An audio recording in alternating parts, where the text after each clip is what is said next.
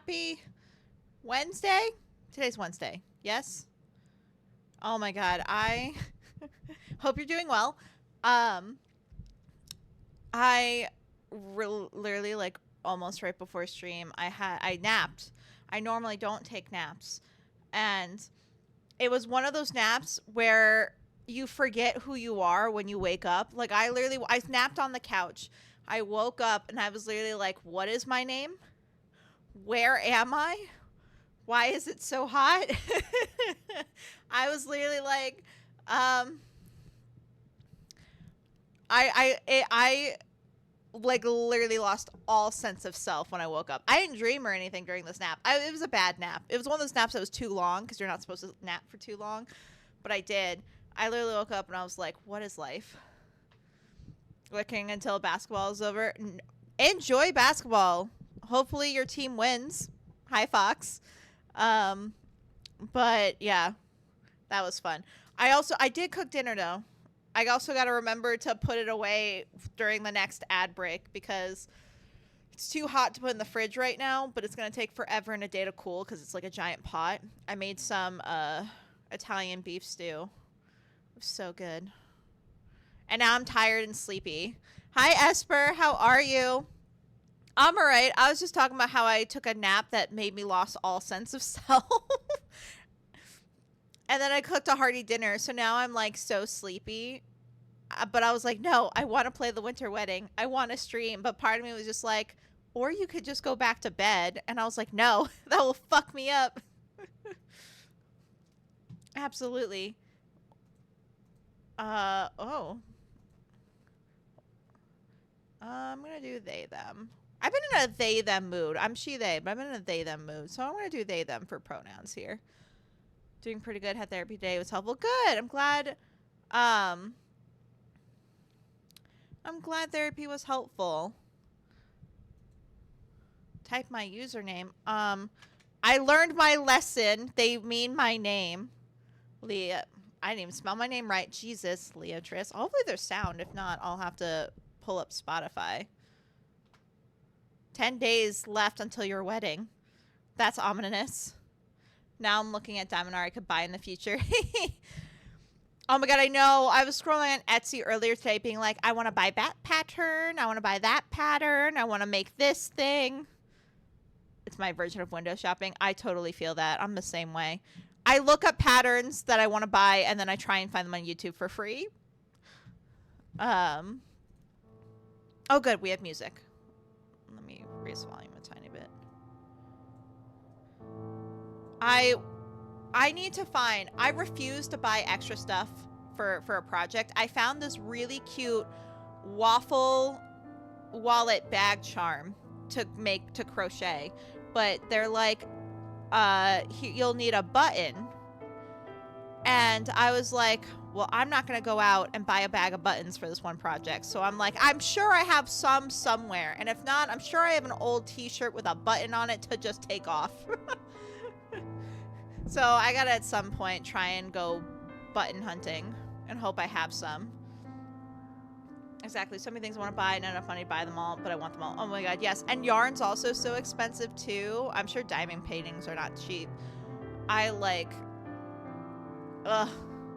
There's so many projects on one, but like yarn is just so pricey. And now the Joann's went out of business, and Joann's had better yarn selection than my Michaels. So now I'm fucked because Michaels has a shitty crochet section words. And then also I hate buying yarn online because the color never matches the photo.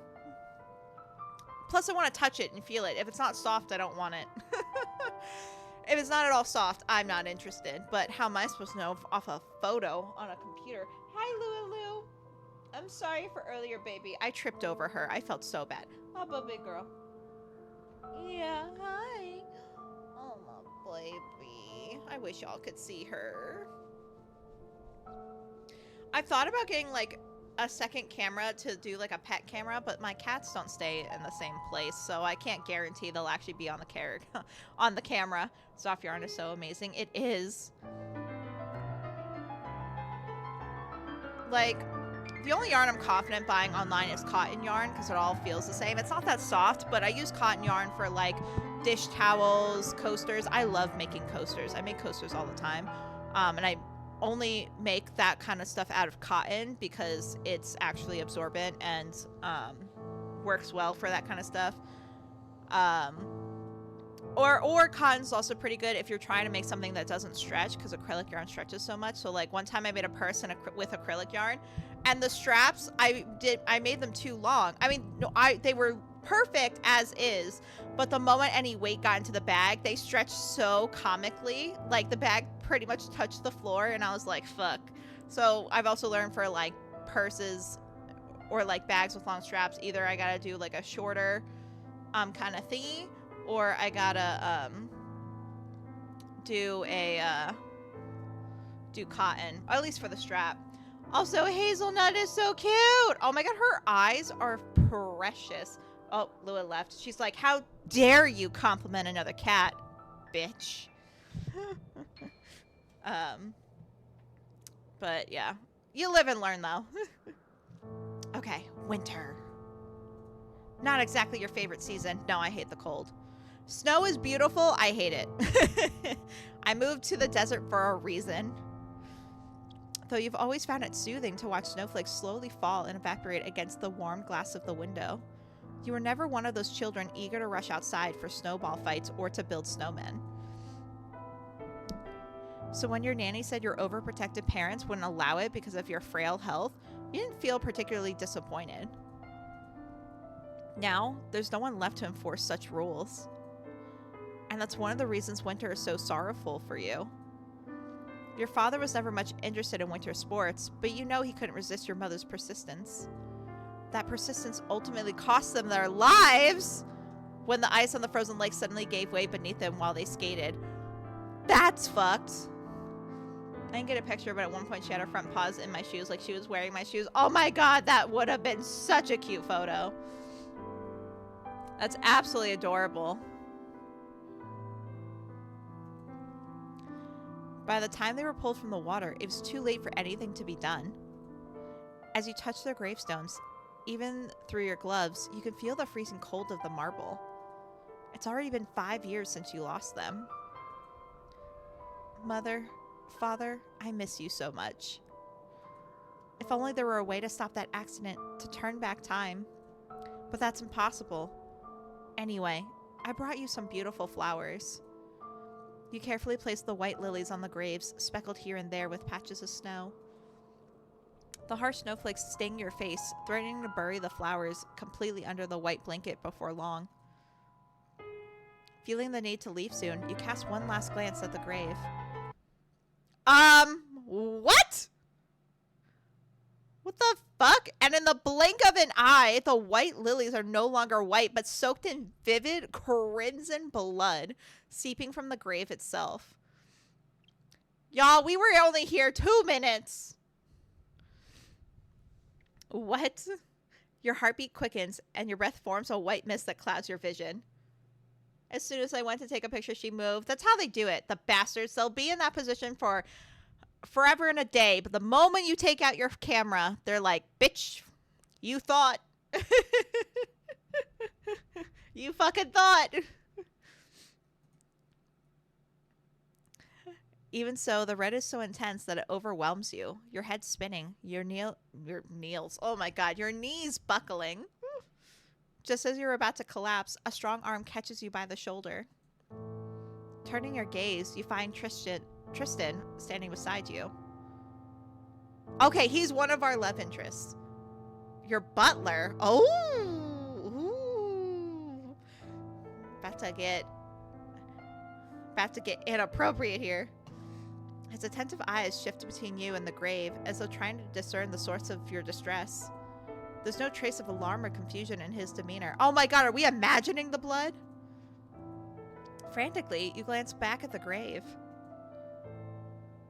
The lilies are as white as when you left them. No trace of blood remains.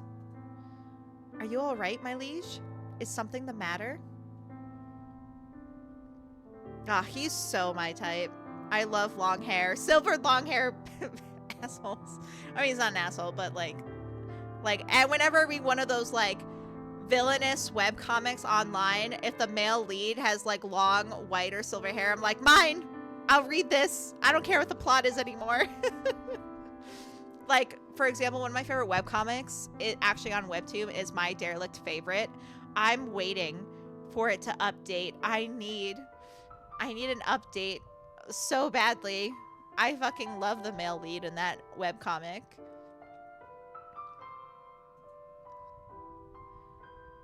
We respond to Tristan. I'm fine. It's just a little dizzy, that's all. So then, a fleeting hallucination.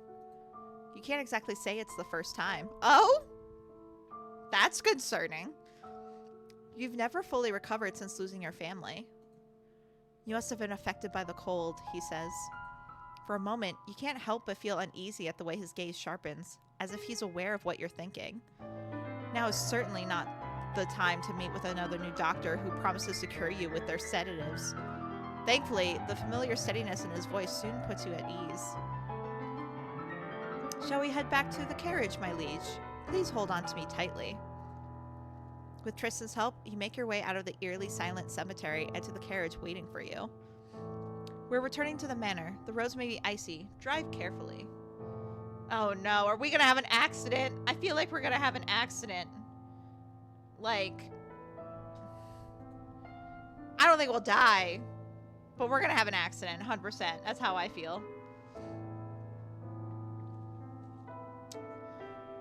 The coachman nods quickly and takes his seat. Everyone seems eager to leave this place. Yeah, I wouldn't want to chill in a graveyard myself, truthfully. Everyone except you. Oh, never mind. Your attention is momentarily distracted by the stark white of the gloves covering Tristan's outstretched hand as he helps you step into the carriage. White lilies were your mother's favorite. You recall how she'd always pick the most beautiful one from every bouquet and tuck it into your hair with a smile. Aww. But after the hallucination, perhaps it's best to choose a different flower for your wedding bouquet. You don't want to falter at the altar and embarrass yourself in front of everyone. I don't think the flower's the issue. If you're thinking about blood. My liege, if you could hurry. We interrupt Tristan. I think I dropped my handkerchief at the grave. Feigning a flustered expression, you press your hand against your bag. The handkerchief is right there. What? We're lying to Tristan? Why? If we leave a message with the caretaker, it should reach the manor within a few days. Oh, but it was a gift from Oscar. I protest. Who the fuck's Oscar? Is that our groom? Oh, it is. Okay. You notice a momentary pause in Tristan's expression, unaccustomed as he is to hearing you mention your fiancé's name so openly. Do we not like our fiancé? I'll fetch it immediately, my liege. Please wait in the car. No, let's go together. I'm guessing Oscar's the other love interest. We'll say I'd like to see my parents one last time. Tristan's questioning gaze meets yours, but you'd rather seem sentimental than paranoid. Given the thoughtful and caring attitude your parents have always shown towards you, you are certain no one could find you unjust. You know Tristan, known for his calm demeanor and logical approach, isn't exactly pleased with your request. Do we know anything about this game? I know there are two love interests. One is Tristan, the other is a red-haired dude. I'm now guessing that it's probably going to be our fiancé. That's not always the case. But the fact that the option was saying that Oscar's gift was important to me, I am guessing the other romance option is Oscar. This isn't a demo, so the full game's not released yet. It's on itch.io. All I know is that we might not live to see our wedding.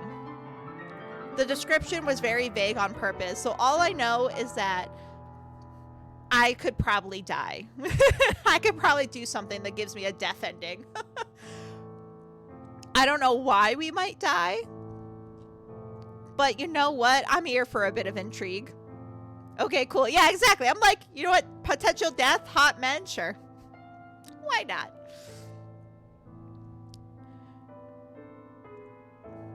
It is what it is. But I'm excited. I've heard really good things from other people, other visual novel streamers who've played. They've really liked it. So I'm excited to play. But refusing you isn't an option. Ugh. Love it. As my liege wishes, if you'll excuse me. Without waiting for a reply, he adjusts the loosened collar of your coat with a practical air. It sounds fun. It is. I'm excited. It kind of reminds me of... I love the art style, first off. The art is beautiful, even the background. I sometimes feel like visual novel creators don't focus on the background too much. Like, I love, of course, I love a well-drawn sprite or character. But sometimes I feel like they don't focus on the background enough. And, like, look at this detail. It's beautiful. It kind of reminds me of Heart of the Woods, which it was a visual novel I played a month or two ago, which I highly recommend. Heart of the Woods is a gay lesbian. It's a lesbian ghost mystery romance visual novel. So if you're interested in lesbians, two lesbians, there's two different couples that you get to play through. Highly recommend Heart of the Woods. I need to find more lesbian visual novels. I'm having trouble finding one that I want to play because I'm very particular about art styles. Not that any art's bad, but I'm just like, I'll get through it. I'll definitely get through it better if I like the art style. So I'm like, there is one I have saved, but it was like it was kind of like a soft like plot. And I was like, I've been on a yandere kick lately, but I think I might try that one next week. I need more girl love in my life. Unlike you or the coachman, he seems completely unaffected by the cold. In moments like these, you can't help but wonder if he truly is. Once he's finished, Tristan turns to the coachman. Keep the horses ready. The coachman's silent nod betrays his discontent. But whatever the case, you're certain he'd rather be anywhere than in Tristan's place. The sudden, violent gust of wind forces you to cling tightly to Tristan. Oh no! Relying on his strength and warmth as much as you can. When you reach your family's grave, nothing appears out of the ordinary at first glance. We must move quickly, my liege. The weather is worsening. You know he's more concerned about you than himself. Ugh! I love a loyal man. Can't help but silently berate yourself for your impulsive decision. Perhaps it really is time to meet a new doctor. The handkerchief isn't here. Let's go back. Wait a moment, Tristan. What's this flower? Another flower! Amidst the bouquet of white lilies you left in the grave, so easily scattered by the wind, one vibrant red flower stands out. As he pulls it free, Tristan's eyes narrow slightly. It appears to be a crimson lily, my liege. The hallucination you saw earlier flashes vividly in your mind, sending a shiver down your spine. But what's it doing here? I ask. It was likely mixed in by mistake when the bouquet was prepared, my liege. Alright, Tristan, you fucking gaslighter right there. How do you not notice a red flower in a white bouquet when, 1, getting it from the florist, 2, traveling to this gravesite, and then 3, putting it down? Nuh-uh. You can't practical me out of this shit. You can't reason me with that. No fucking way a red flower was missed. If it was like a colorful mixed color bouquet, sure. Not this shit. You reach for the crimson lily in his hand and examine it closely. It's identical to the white lilies you selected for your family. Except for its color. Oh no, I remember the bouquet perfectly. This isn't possible. In that case, he replies, perhaps it was blown here by the wind from another grave. Look at all the flowers on that grave over there are red. Curiosity and determination compel you to rise on your tiptoes, trying to see the grave Tristan is pointing out. Oh man, we're short. Oh my god, that's a high! I love how they did that. Indeed, on the snowy hill there are red specks. But you're not as convinced as Tristan that they're the same flower, or even flowers at all. At that moment, your careless stance catches up with you and your foot slips. Oh no! We fall into the hot man's arms! In a desperate attempt to keep from falling, you grab onto Tristan's coat. For the first time, you manage to catch him off guard. His typically rigid posture wavers, and he leans towards you. You find his face suddenly startlingly close to yours. Oh. Though his lips remain perfectly composed, his golden eyes flicker with an unusual, unreadable glimmer. If it's important to you, my liege, I can inspect every grave here, one by one. Tristan. Your entire body heats with mortification, enough to make you momentarily forget the cold. With his help, you manage to regain your balance once more. I'm not gonna make him check the grave. I would feel so bad. No, it's not important, I reply. You've been foolish. There's no way you'll truly believe the white lilies you left behind have changed color. As you take Tristan's offered arm, you feel something new and you feel some new embarrassment mixed with unease. These feelings stay with you until you settle into the carriage, waiting at the entrance of the cemetery. The warmth of the enclosed space offers only slight comfort, especially with Tristan sitting directly across from you. His presence is a constant, his sharp eyes ever watchful. You're aware that the situation traveling alone with a servant is hardly appropriate for someone like you. But since Tristan's arrival, he's been far from an ordinary butler, to the other staff and to you. Wait, how long have we known Tristan? You haven't been sleeping well lately, my liege. If there's anything besides the upcoming wedding troubling you, please don't hesitate to tell me. Your expression hardens reflexively. Daisy told you this, didn't she, I ask. Someone like you? What do you mean, Fox?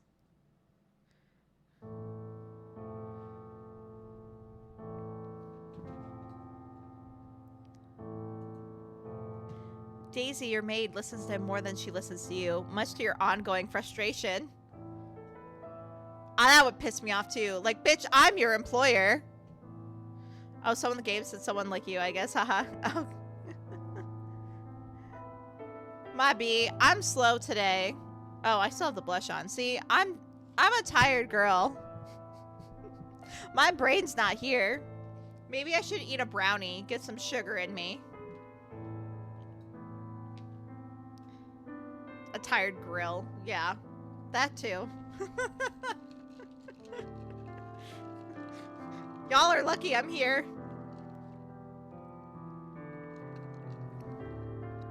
I'm honestly surprised I didn't sleep through stream. That was like a bomb-ass nap. Oh shit, we're pissed. I'll dismiss her as soon as we return to the manor. Holy shit, we're gonna fire some girl.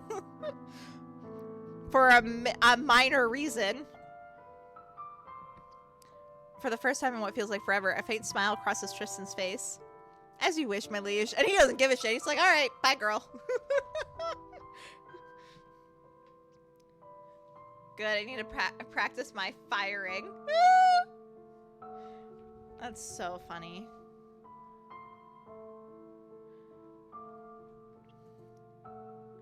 I've gotten very lucky in my past jobs. Like, I've been a supervisor and I've been part of like the hiring process where I would hire people, but I never had to fire anyone. I would be so bad at it.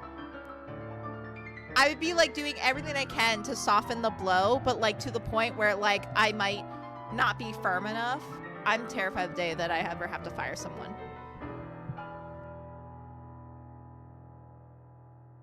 Excuse me, I sneezed. That's why my motto was like, wah. I was a manager when I was in my mid-20s and had no idea what it took to be one, but now I do with years of experience and schooling behind me. Hell yeah, that's awesome. I don't think I was a bad manager. A lot of people, for the most part, the departments under me tend to like me. They would come to me about problems easily and things like that, and I'd mediate. I felt like a therapist a little bit sometimes, but like I learned that if they carry whatever the fuck they brought from outside through work, they wouldn't get shit done. So the only time being a supervisor sucked was I had this manager who was nicer than me, and I never thought that was possible. But like I remember the maintenance crew. We were on an island. The maintenance crew left in the middle of shift. Not left in the middle of shit. No, well, actually, yes, it was a shit show. Left in the middle of shift to go get high. We only had 2 people in our maintenance team. They left to go get high, and I went to, like, give them trouble, and the manager was just like, it's fine, I'll take care of it. They didn't get in trouble. He's like, I gave them a stern talking to. And I'm like, stern talking to? Bruh, they left in the middle of shit while we're setting up for a fucking wedding to get high. I was so pissed. You have a lot of responsibilities as manager, many hats. Oh, 100%. I did maintenance shit. I did driving. This was at a hotel. No worries, Esper. Enjoy your lurk. And then there was another incident with the same manager. So I worked at the small hotel. It's on the island. We had an attached restaurant. We're the only restaurant on the island. Well, technically there's another one, but that restaurant's only open on the weekends because it's legit a small island. And there was not a lot of guests, luckily, so there was only one server scheduled in the morning for breakfast. The server never showed up. I forget, and it was just one chef. Well, actually a friend of mine, I'll call him A. A was like, I'll try calling them because he knew he had the number for the missing waiter. Couldn't find him, so I called Jay because she's the on-call. She's like, no, I don't want to come in. I'm gonna go find the other person. I can't remember his name. I was so mad. I dying to never remember it. So I have no server. Absolutely none. But we can't not serve breakfast. So I just gave away breakfast for free all morning. And it took 2 hours to finally have the person who was actually scheduled to come in. He was apparently drunk off his ass, which is why he didn't come in. He was hungover. And Jay took the company truck to go get him and then sober him up and then bring him here because Jay didn't want to take her on-call shift. I was so mad. So, when I tried to do something about it, my manager was like, no, it's the end of the season. Like, we already don't have enough staff as is. Because, like, towards the end of the season, people tend to leave because they got to go back to school, have other jobs, whatever, or got to go back to their country because we had a lot of, like, visa employees. So we honestly, but I was still mad that they didn't get in trouble. They should have at least, like, had a dock and pay for the day, something. They shouldn't have been paid for that shift. Like, they were, no, I gave away breakfast because I didn't know how to work the POS. I didn't have, well, not that I didn't know how to work it. I knew how to work it. I didn't have a login for it. And then some guests were upset because I couldn't serve them alcohol. People wanted mimosas and shit. And I'm literally like, I don't know where the key to the beverage cart is. I'm also not, I lied and said I wasn't 21, that I couldn't serve alcohol. I turned 21 like 2 months prior, but I lied and was like, sorry, I'm not legally allowed to serve you. Instead of saying I didn't have the key to the fucking shelf of alcohol. I was like, fuck. I'm sure the people appreciated being free. Yeah, for the most part. People, honestly, I think that's how I got away with not serving alcoholic beverages, because most people were like, can I have a mimosa? And I'm like, I'm so sorry. I can't serve you, but how about this breakfast on the house? So it worked out. And like, but still, I was so mad. I'm still mad to this day. I remember I had someone cover my night audit shift, but they didn't show up, and I couldn't come in because I was drinking that night. Ah, that's the worst, when people disappoint you like that. Like, bruh, don't mess with both our monies. You're messing with both of us. But that's not on you, Fox. That's absolutely insane. That's why I don't trust my fucking coworkers, ever. Not counting Cece, who was my boss, and then we became besties. So the guy was supposed to clock out and hand over the shift to my replacement, stayed until 1 or 2 until someone else could come in. It was assistant manager. Okay, that's good that it was covered. I actually had that happen. I did night audit too. I've done almost every position in a fucking hotel. I was doing night audit because our OG night audit was away on medical leave because he had surgery. And And I remember my shift would end at 7. 7 came around. This girl didn't show up. 8 came around. This girl didn't show up. Till 9 that someone came. And I was like, girl, I'm tired.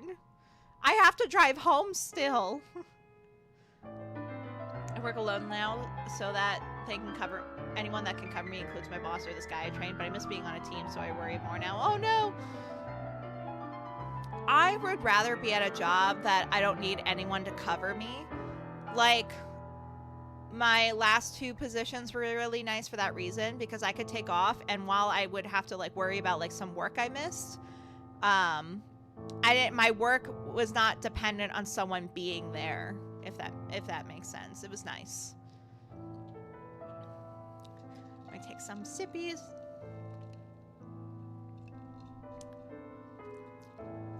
But I had 2 more job interviews today. I made it to round 2 for one of them. So I have another phone interview with them tomorrow. The other job, they said they'd let me know within a week. I hope I get another interview for that one, because that one was really cool. It works with the second job that I'm waiting to hear from. Hopefully there's only 3 rounds. Yes. Yeah, there really are too many rounds. It's ridiculous. Like, just record my interview with the first person and have the second person watch it. And then if they have extra questions, email me. Like, for real. That's what my last job did, my most recent job. They were originally supposed to do, like, 2 to 3 rounds. But what happened was one was out on vacation, the other person was sick. So they just had me. So they just asked the other 2 people what questions they would have. And then the one person that interviewed me, they just asked all of the questions, recorded the interview, and they're like, we're just going to send the recording to them and let you know. And then I got the job. Too many jobs, many places ask for an AR interview, like the one-sided one. Oh my God, I know. I've done like 5 of those where they just like have the questions on the screen and then you record yourself. It's just so disheartening. I've seen it on TikTok. I haven't gotten it, but apparently there's actual like AI, fully AI interviews where like you're on a Zoom and there's an AI bot chatting with you live in the Zoom, and then they just record the Zoom. I think that's absolutely insane. I could not. The moment that came up, I don't care about that job anymore. I do not care about that job anymore. One dude on TikTok, he was showing how the bot was broken. It would be like, tell me about a time in your childhood or whatever. It was a stupid question. And then he'd answer it. And then the bot would be like, thank you for answering. Tell me about a childhood memory. And I'm like, Jesus. I'm not a number. I'm a person. Exactly. I've seen videos of 2 AI interviewers interviewing each other. Oh, I bet that was hilarious. I bet. Like, I do partially. I can understand the struggle a bit, because we're overpopulated. There are less jobs. There are quite literally not enough jobs for everyone in this country. That is a proven fact. There are less jobs every year. Capitalism has been fucking us over. So I get how hard it is to go through hundreds or even thousands of applications. I saw on LinkedIn the other day, I didn't apply. LinkedIn was like, you would be good for this position. There were over 2,000 applicants for that one job. And I was like, nope, I'm not going to even bother. There's literally no point. There's like 100 applicants per job. There really is. But yeah, that's why they use tools to narrow resume down. And that's true. And yeah, so like I can understand why. But it's also kind of terrifying too, because what's the point of a hiring team? What's the point of HR? Soon enough, HR is going to be redundant. And HR was touted. I remember when I went to college, HR was touted as being the one of the few jobs that will never die, because you'll always need HR. But I'm like, maybe not. They're going to soon have a bot for that too. I've already gotten AI emails from fake HR people. Like, I don't think AI is all bad, but it's definitely not good with our current society. Like, fuck AI in art. I don't agree with AI art at all. Like, I don't mind, like, automation in some cases, like, for efficiency, but, like, Job hunting sucks. I hate that I am looking for a new job. Too bad we aren't near retirement so we can get out of the system. For real. Like, not, but here's the thing. I'm scared of retirement in the future. Like, yeah, I have a 401k, but like, I can't afford to put a lot in it. So while it's better than nothing when I finally reach retirement age, I'll probably still need to work when I retire. I ain't getting Social Security. That's not gonna fucking happen. Excuse me. It's kind of sad. I don't know if I read this. Tristan goes, I'll make sure a replacement with all the necessary qualities is arranged promptly. That's precisely the problem. You doubt any new maid, no matter how reserved, would defy him. Tristan is too commanding for a servant, and you, far too compliant for a master. I have taken moments because I know that I could be homeless in the future. A risk for us all. Oh, I get that.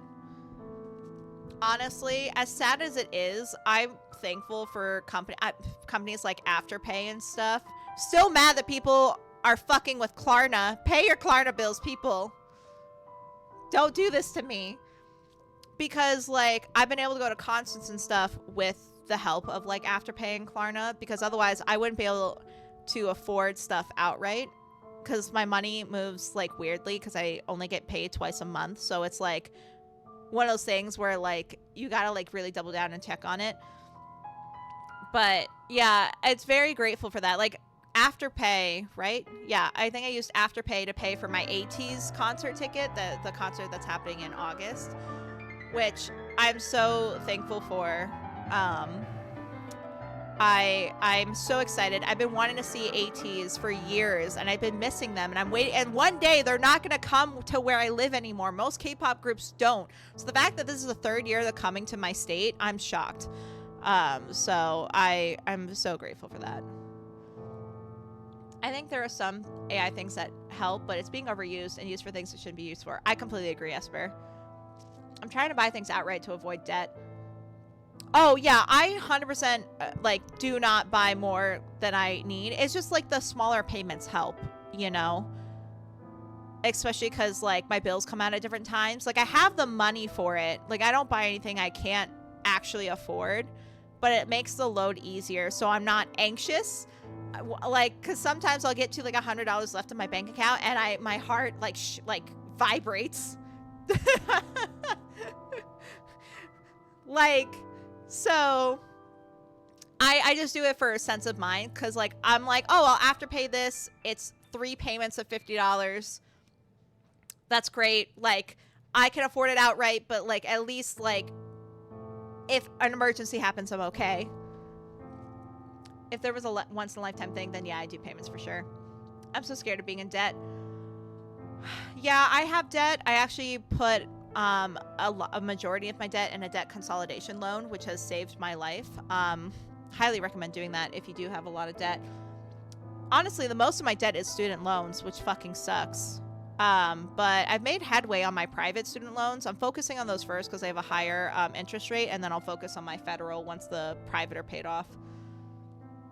I make enough now to save some money. That is amazing. My mom helped me get out of debt generously enough, so I'm trying to avoid going back into it. Oh, I totally get that. Definitely avoid debt if you can. Well, most of my debt is one, student loans. The other half is my cat, Lua. She got really, really sick. And I mean, like, vet was telling me I might have to make arrangements. She was diagnosed with FIP, which is an autoimmune disease that can be fatal if not given medication. But the problem with FIP is that it's a very rare disease or autoimmune disorder. And so there's not a lot of meds for it, and it's not FDA approved. So I paid like almost 10 grand, not just from vet bills, but also for the medication. She is in remission. She's fine now. She's healthy, but she could relapse at any moment. And I'm hoping I get out of debt before she relapses, because if I'm going to go into deeper debt, I'd rather just start new debt for her. But that's what happened for me. I had a destination wedding for my best friend that I was not going to miss no matter what. My cat got severely ill, and then And then I had a bunch of car trouble. So that's what happened. It was just like one after another of things going bad. Well, with one good thing. Shit, that's a lot. I'm glad she's okay. Thank you. I appreciate it. Yeah, I'm very glad she's okay. Because, like, at first the doctors were just like, yeah, you probably are just going to have to expect that she'll only live a couple more months. And I was like, oh, God. But then another vet was like, hey, check out FIP Warriors. They're on Facebook. They can get you the meds you need. It's expensive, but they have a great, like, guarantee. And most cats survive if they start the treatment. And she did. She survived. I don't regret going to debt for her. Hi. Yeah? What's wrong? He's on top of my kitchen cabinets, clawing at the wall. What's the matter? Yeah? Are you feeling lonely? I can't help you up there. You have to come to me. But, so now I joke, like, now speaking with Lua, I was like, I got into 10 grand of debt for you. You better double that with 20 years. You better live 20 more fucking years, girl. I say that to her every year on her birthday. I'm just like, good. You're paying off your debt. You're paying off your debt to me every time it passes her birthday. Both my cats' birthdays are in July. So they share a birthday month with me, which is awesome. July 19th is your birthdays. What do you want for your birthday, Bubba? He's like springs. He loves spring toys. The sound of hooves crunching through snow fills the silence. Wolves. My liege? Yeah, Tristan asks. You asked what was keeping me awake at night. Tristan narrows his eyes slightly. Ah, I see. The house from the forest near the manor, perhaps? It feels like they're howling louder than ever these nights. I'll arrange for hunters from the nearby village to deal with it, my liege. You needn't concern yourself. Tristan is on it. Hello. Thank you, Tristan. If that's truly all that keeps you up... Your voice rises unintentionally. What do you mean by that, Tristan? Perhaps you should consider postponing the wedding, my liege. I only suggest this because winters are particularly hard on your health. Forgive me if I've overstepped. Is that the only reason you don't want the wedding to happen, Tristan? Only reason? Your brows knit together in irritation. Same, yeah. Yet you can't immediately find the words to refute him. Oscar's a noble alpha, and you a noble omega. Oh my god, I forgot. I totally forgot this detail. Oh, shit's about to get wild. We got alpha and omega shit. Hell yeah. Kai latte. Stop it. I'm like throwing things at him from my desk. Maybe marrying Oscar isn't about love. It's an obligation, like every other inexplicable, unshakable duty in your world. Wait, so is Tristan a beta? You know, neither you nor your fiance truly has a say in this. Postponing the wedding will only temporarily mask this reality. Still, you sense that Tristan's words might be hinting at your passiveness in this situation. Alright, my options are, thank you for thinking me, Tristan, but I'm well enough. Everything should proceed as planned. Words. The decision is mine to make, Tristan. I'll let it slide this time, but I don't want you bringing this up again. I don't want to be mean. I mean, I am his boss, but still. I'll say thank you for thinking of me. Since you avert your gaze, you can't quite make out the expression on Tristan's face. However, the unusually soft tone in his voice proves that he's only thinking of you as a good steward would. As you wish, my liege. Everything will proceed as it should. As time passes, you hear the eerie creak of the wrought iron gates surrounding the estate's grounds. The sound signals the end of your journey. Descending from the carriage, you clutch your bag tightly. Hidden beneath your handkerchief lies the crimson lily you found at the grave. I don't like this manor. It looks scary. Y'all, I'm scared. The dark silhouette of the manor greets you with all its gloom in the middle of the white landscape. Even though this has disturbed you since childhood, you cannot deny that over the years, it has unintentionally bound you to this place. when your fiancé expressed his desire to live here after your marriage, enjoying the manor's atmosphere, it was one of the few decisions you made together. Due to its age and size, the manor has never been adequately warm or well lit. Why do we want to live here then? Oh, the inside's even worse. Chat, save me. Why would we agree to live here? Still, as you step inside, the familiar sense of comfort and security relaxes you. Oh wait, is this our manor? Whoops. Your maid, Daisy. Oh, it is our manor. So, oh, our fiance's moving in with me. I'd rather it live in the Scooby-Doo mansion in the opening credits. Hell yes! I fucking love Scooby-Doo. That was my shit growing up. Yeah, I'll live in a Scooby-Doo mansion. I don't think I finished reading this. Your maid, Daisy, hurries over with quick steps to help you out of your thick outerwear. Oh, Daisy doesn't even get a sprite, y'all. She's just a shadow. She's gonna be fired anyway, so I guess,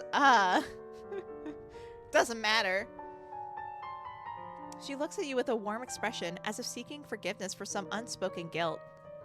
Shall I prepare your bath? Daisy asks. You decided to set aside the topic of a new maid for now. Yes, please. As you climb the stairs, you overhear Tristan giving her instructions. Make sure the bath is properly heated. Also bring chamomile tea with honey and lemon. Without a single protest, Daisy bows to him in a manner she is clearly accustomed to, and a flicker of rebellion ignites within you. However, it extinguishes as soon as you step into the corridor at the top of the stairs and head to your room.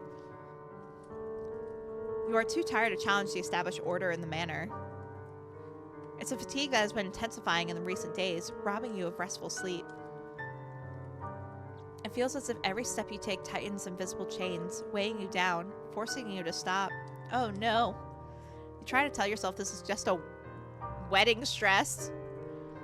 At least you don't have a more reasonable explanation for it. Not yet. I want to see Oscar. I want to know what Oscar looks like. Like the redesigns of McDonald's and Wendy's. You're not wrong. I mean, the art's beautiful. The actual art itself is beautiful, but like, damn, this is so fucking depressing. Like, holy shit. I could have the happiest life imaginable, like a loving family, a loving husband or wife or whatever, and I'd still be depressed living in this place. Like, where's the color? The oppressive silence of the manor, filled only with the sound of crackling firewood and distant footsteps, is suddenly interrupted by the creak of a door. Yeah, I get that. Yeah, 100%. Not even a ball pit can save it. You're so right. You know what? Actually, let's talk about that for a second. Why did McDonald's and Wendy's grow up? They were so fun and colorful. Like, yeah, I'm obviously not going to use their fucking jungle gym now, but like, it was nice and colorful and cheerful. It was like a treat to go out and get McDonald's and stuff. And now they're more expensive and they're fucking adults. And I feel like every time I go into McDonald's or Wendy's, I'm going to get scolded. Yeah, designs were so cool back then. Exactly.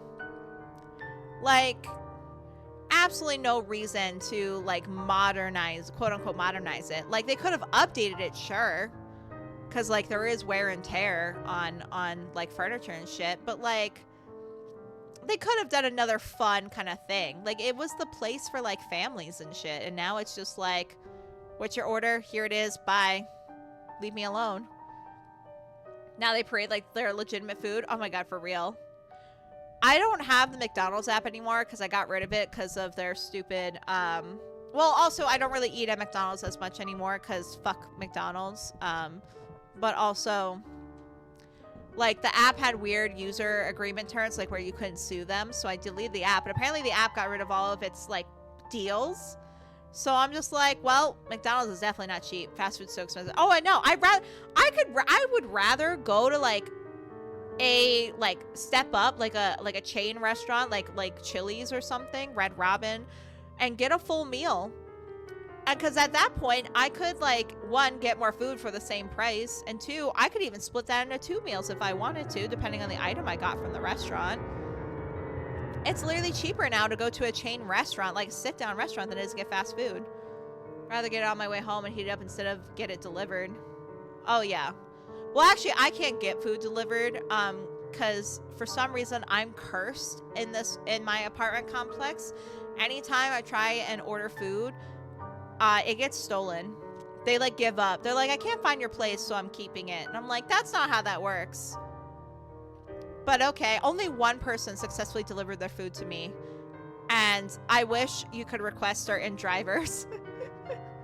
He was MVP for that. But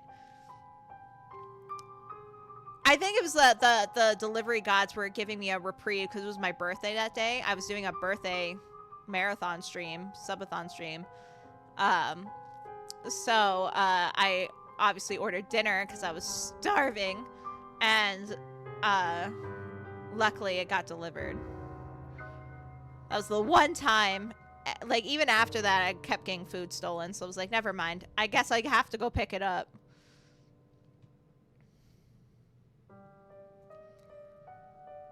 Our eyes quickly find our maid, who has appeared at the entrance.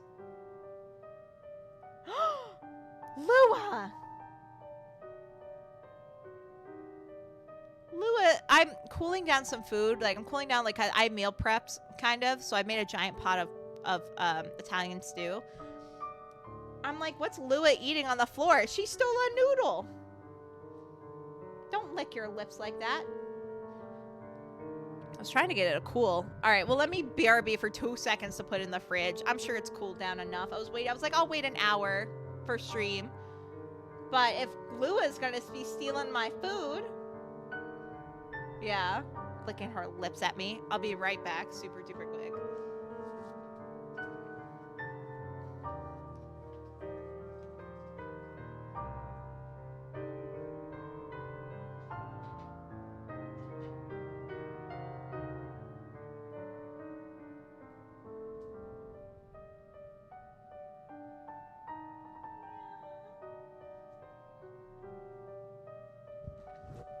I'm back. She meowed at me so sweetly. She's like, Mommy, it was good. Fuck the people who stole your food. I was just my cat. Oh, right. Sorry, I'm dumb. I'm tired. I know what you mean. Yeah, fuck those drivers. So yeah, I just don't DoorDash or order delivery anymore. You know what I miss? I miss the day when pizzerias and Chinese takeout places had their own drivers. I miss those days because you were guaranteed your food. And if the driver had trouble finding you, they would just call you. I quite literally miss the days where people would, where restaurants had their own things. I got shouted at from DoorDash for complaining about my food or driver. Yeah, the customer service for both DoorDash and Uber Eats suck. They're the worst. Because I had to. They were awful. Yeah, like, I hate, because, like, I understand why they, like, get upset if like, a person's abusing, you know, the app. But at the same time, it's like, you just have that many shitty drivers. Like, sucks to say, but, like, because you don't really have any kind of background check or, like, personality check. People smoke weed into their food. Like, exactly. So dumb. One thing I also hate is, like, when I see I have, like, a female driver and then a man shows up at my door. Freaks me the fuck out. Like, I totally get it, ladies. If you want to bring your boyfriend, brother, husband, whatever, friend with you, but you should still be going to the door. 100%. Like, I don't need a man knocking on my door when I'm not expecting one. Like, that shit's terrifying. Like, I don't know him. I don't know you. But at least I feel more comfortable knowing that the driver who was assigned to me is the person delivering my food. Like, if it's one thing if I got, like, a male delivery driver. I'm expecting him. I'm expecting him to deliver my food. That's one thing. But to have, like, it be a women delivery person, driver, and it just be a man show up, I ain't fucking with that. It's okay if he, like, comes, like, stands, like, all ways away to watch you, make sure you're safe. He better not come up to my door. I salute women that deliver alone. Oh my god, I feel for them. I used to actually deliver for DoorDash. I quickly stopped. Because people got very fucking weird about it. And by people, I mean men. So I did not do that anymore. But, like, yeah, it just sucks. Also, the people who lie about their gender make me so angry. Man, am I right? Sorry, Fox, not you. Whenever I say I hate all men, I exclude you, and I exclude Griff and Sinister.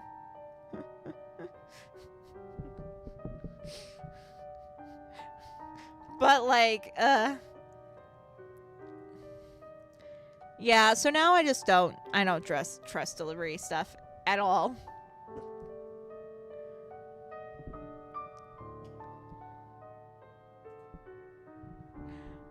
Daisy goes, the bath is ready, my liege. Thank you, I'm coming. Oh, that's a nice bathroom. Also really dark. Why do we have dark bathrooms? Why is every room in this manor dark? As you step into the bathroom, the stifling heat envelops you. It's much warmer and more human than usual. Why does our fiance want to live here? I want to see his place. I want to see his place and want to know why that we both agree to live here. They're saving electricity. Or need new light bulbs. Probably don't use LED. Probably not. Steam rises from the water in the tub, filling the room with a pale glow and fogging the windows at the top of the bathroom. Pale glow my fucking ass.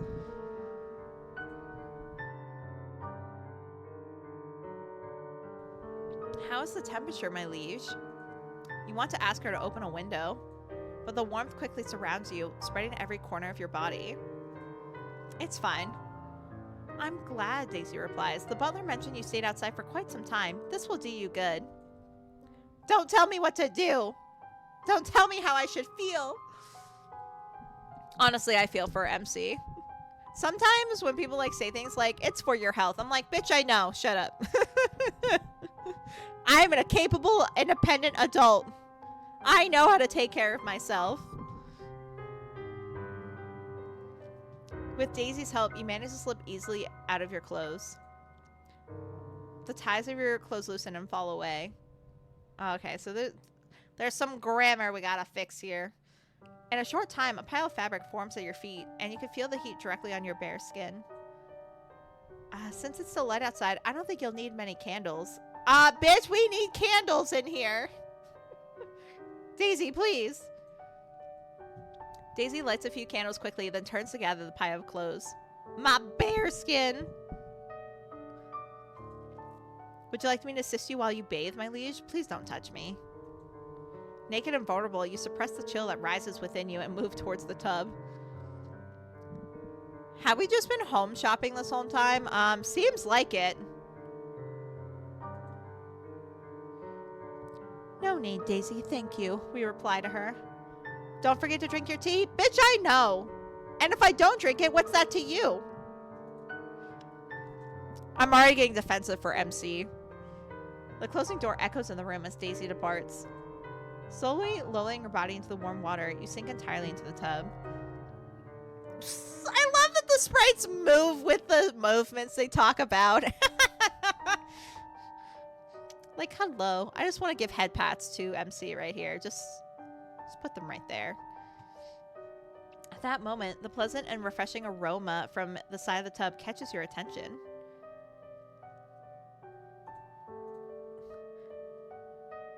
Why is it an option to not drink the tea? Is my tea poisoned? I'll drink it. Despite the tart taste filling your mouth with the first sip, you keep drinking. You're amazed at how well Tristan seems to know exactly what you need. Soon, an odd sense of joy fills your mind. Feels as if all the invisible chains that weighed you down have snapped one by one. The approaching wedding, the exhaustion of recent days, the wolves howling through the night, the crimson lilies in the cemetery, the snow-white winter. All of it fades into distant memories in your mind. Your entire body is enveloped in a sweet lethargy. Sleep closes your eyes with a pleasant inevitability. No, we do not fall asleep in bathtubs. That is dangerous. This piano is so dramatic. It is, isn't it? You taste peace. That tea 100% had some, like, sleep thing put into it. 1000%. Tristan's like, let's knock this bitch out. She's not sleeping. When you open your eyes again, you find yourself still in the bathroom. And it's darker!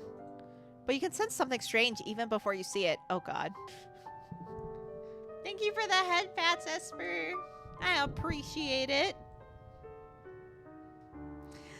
Oh, I love head pats. 8.6K, let's go. Hell yeah. You gotta tell me once you hit 10,000, because I will quite literally, even if it's during stream, we'll make a redemption for you. I'll make your own special redemption that I'll immediately delete after. Brownies are gonna be in my tummy. You'll have to tell me if you want any kind of, and I mean like by summer, I hope. Hell yeah. Actually, honestly, you might want to wait till fall. If I ship you brownies, they might be melted. I actually have already thought about I'm gonna freeze them. I'll probably have to freeze the brownies, and then I'll have to include an ice pack if we're gonna ship them during the summer. I mean, I probably would have to freeze them anyway, because depending on where you live, who knows how long shipping's gonna take. So I'll probably have to freeze them, and then I'll probably have to include an ice pack to be safe. I'm already thinking about how I'm gonna do this. Going through logistics. But, it'll be fun.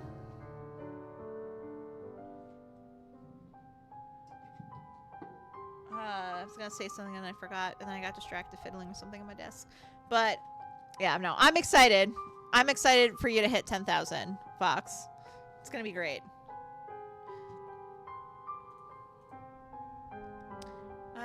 At first glance, the only noticeable difference is the absence of daylight filtering through the windows above, replaced by shadows cast by the extinguished candles Daisy had lit. God, we're probably all like wrinkly and crusty by now, y'all. I hate coming out of like the shower and stuff all wrinkled. I hate it. Honestly, now thinking about it, it's been a hot minute since I've taken a bath. Like, I have a bathtub, but like, I don't know. I never find a bath as satisfying as I want it to be. I wonder if there's like a way to weatherproof them. Probably not. I'll probably have to ensure like they don't like go bad as soon as you get them. I'll probably have to freeze them. I was gonna say a good thought about summer sipping. I haven't taken a bath in like years. I like the idea of a bath. I like the idea of sitting in warm water, reading a book or whatever with candles and some good smelly shit. But like the water never stays hot enough for very long. The bath gets cold so fast. And like I wouldn't use a bath for actual bathing. Like I'd shower and then do a bath, which is also a lot of water waste. I don't know. Bath just seems very inconvenient all around. Not good for the environment. Doesn't stay hot long enough. Also, I feel awkward because my cats want to say hello to me, but they can't join me in the bath because if they try, they freak out. God forbid I drop my book in the bath. Honestly, it just sounds like a hazard. The more I talk about it, the more I talk myself out of it. And I'm like, I would love a bath spa day. And then I think about it, I'm like, that would be my nightmare. Also, you got to clean the bath prior to filling up the tub. And then you got to clean it after. Ugh, no. Wait, just buy a heated tub? If I had the money to buy a heated tub, bruh, I would not be living in an apartment in the first place. Man, I wish. You likely dozed off in the tub. No shit. Bruh. Exactly, Esper. Honestly, the only way I'll ever get a heated tub would probably be to become a gold digger. And I wouldn't be a very good one because I'm so money conscientious. I'd be like, if I even did marry up or I had the money to buy a heated tub, I'd talk myself out of it because I'd be like, it's a frivolous expense when the world's so expensive. I would not be a very good rich person. to other rich people. I'd be a good rich person to the rest of society, to like the normies. But like to other rich people, they'd be like, this ridiculous bitch. I'd love to have heated floors somehow. I definitely would love heated floors back in my hometown if I still lived in New York. Here, no. 100% no. I love my heated blankets, though. A nice heated blanket with, like during the winter, a heated blanket, fuzzy socks, some hot chocolate. Oof. That's the shit. Oh, and it's raining outside. Ugh, that's my shit. I fucking love rainy days and relaxing and reading during rainy days. The air is so stifling that it's hard to gauge how much time has passed. But you feel the sharp clarity and freshness that comes out of an untimely prolonged rest. Bitch napped like I did earlier. Rainy days make me want to listen to pop punk music. Interesting.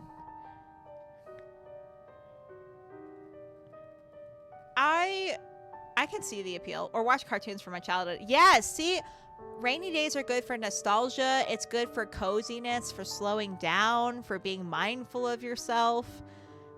It's why I like reading a book on rainy days, or like, or watching, like you said, something from childhood, like, Sailor Moon on a rainy day.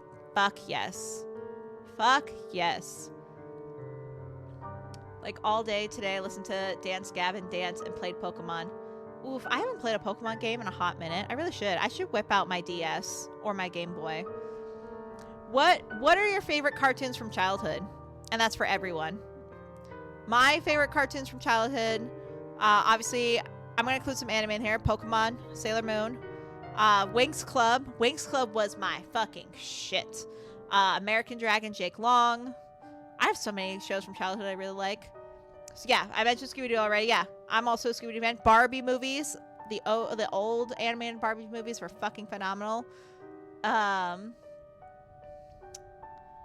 Let's see. What else did I like from childhood? I did watch a lot of Sonic, but I wouldn't say that's favorite. Yu-Gi-Oh! Was good. Ooh, Digimon. Neopets. Oh, I'm going through memory lane right now. I'd say the ones made by Hanna-Barbera because I watched them with my dad at my grandma's house. Oh, that's nice. Yeah, me and my sister watch Sunday cartoons religiously. I'm trying to think what else I watched. Witch. If you know, you know. That was a very obscure one. What was that one with the teenage robot? That girl robot. I don't know what the show's called unless it was actually called Teenage Robot. Danny Phantom.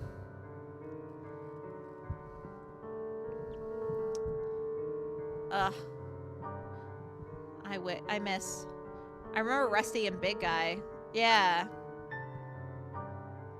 What was that? Recess? Recess was pretty fun. I like that.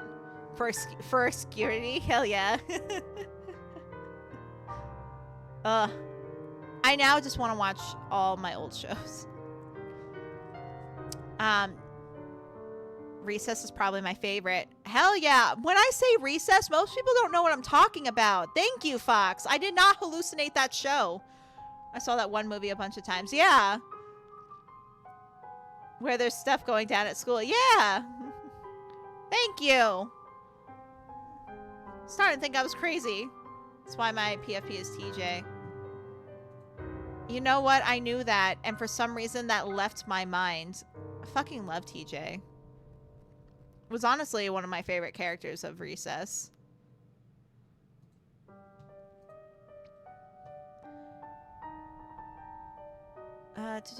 Just as we're about to sit up and leave the tub, your gaze falls on a dark silhouette by the edge of the tub. That's terrifying. Oh my god, I just noticed it. Is this like a wolf? Dog? Weiler. Miss Finch. Oh my god, Miss Finch was great.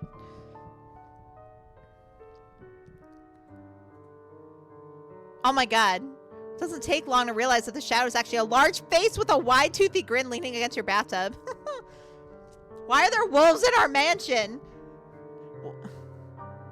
Fear courses through your veins, pumping adrenaline into every corner of your body. I don't know! I I think it's more of a dog. I hope. The reverberation of the voice against the walls is unsettling, yet oddly it comforts you. Oh no, Gengar is real. I know, I was just thinking. I was literally just thinking that. I was like, that kind of is the shape of Gengar. See, we're on point tonight, Fox. Extending your hand out of the tub, you begin stroking the uninvited guest who had been watching you inappropriately. Bruh, as if a dog can, like, tell you're naked. The creature responds. We're not even calling it a dog. We're still calling it a creature. The creature responds with quick, noisy breaths from its nose, expressing its delight. What are you doing here, Snow? It has a name? Snow is one of the few things you love about winter. A few years ago, during an incredibly harsh winter, you followed faint, pitiful whimpers outside the manor and found Snow buried in a snow-filled pit on the verge of freezing. The program I used to run Pokemon has Game Shark cheats installed, so I can do a bunch of stuff. Oh? Like what? I've never used Game Shark cheats. I've heard of it. So I call all the Pokemon I can't trade for using the cheats, so now my whole team is those. And you can make them shiny. Ooh, okay. And Crystal anyway, that makes sense. I'm really bad at shiny hunting. I don't have the patience for it. Like, not that I get mad for not getting a shiny, but like, I get the appeal of shiny hunting, not shitting on people that shiny hunt, but I find shiny hunting so boring. Like, I just don't have the mindset, the will to sit there and do it. But I do watch some shiny hunter streamers, like Ashagod, who I recommend, is a really good one. They make it interesting. Shiny hunting on Twitch is just low-level content. Yeah, it's not normally for me. It definitely depends on the person doing it. Like, you gotta yap real hard. Like, you gotta yap really fucking hard if you're, in my opinion, doing shiny hunting as a streamer. It's like the equivalent of react videos onto YouTube. Yeah, it definitely depends on the person. Like, I do think some can do it right, but like, for me, if I don't find shiny hunting entertaining when I do it myself, I'm definitely not gonna find it entertaining when someone else does it. Back then, his wet, sparse fur was barely distinguishable from the snow. Now it has grown thick and glossy. As you run your fingers through his fur, you suddenly realize your hand is wet. You pull your hand back. You're soaking wet, Snow. Bitch, we're wet. We're still in the fucking tub. Have you been rolling around the snow again while I was gone? This discovery dampens your mood, and you can't help but grumble. How could they let you outside? You can't count how many times Snow has slipped out to the forest without anyone noticing. If there's one thing you remember clearly, it's warning everyone in the manor about this repeatedly. Despite his silence, Snow's large eyes remain fixed on you. I wish we could see Snow, instead of it just be a shadow. Don't look at me like that, Snow. The wild wolves in the forest could tear you apart. As you move your hand away from the tub's edge, you notice the trail it leaves behind. Is that blood? Y'all, is that blood in the water? You see this shit? Thick, dark droplets slowly distort the handprint, and you realize that the substance coating Snow's fur isn't melted snow. Your anger quickly gives way to another emotion. Snow, I can't believe this. What happened to you? An enigmatic expression dominates Snow's shadowed face, devoid of pain. Your gaze instinctively shifts from him to yourself. And that's when you realize the truth. The marks don't come from Snow. They come from you. The tub you've been sitting in is filled with blood. No. Your first scream is filled more with shock than fear. No matter how many times you open and close your eyes, the reality before you doesn't change. This can't be. How could so much blood come from me? You're absolutely certain you don't feel any pain. I'm not injured. You need to get out of the tub immediately. But despite the clarity of your mind, your body refuses to move, frozen like a corpse. And that is the final blow to your control. Help! Daisy! Snow's sharp teeth suddenly clamp down on your bare arm, igniting a new wave of panic. No, Snow, stop, please. Instead of pain or burning, you feel only pressure as Snow's powerful jaws tighten around your arm. With surprising strength, he manages to drag you out of the tub. Snow, let me go. If you want to help me, go outside and get someone. No matter what you say, you can't stop him. The liquid from the tub spills onto the floor as you're pulled out, and you feel the sticky blood adhering your body to the ground like glue. I can just imagine it. I don't like this. I don't like this. Crying, screaming, you have no other option. Please, someone come here. Isn't anyone there?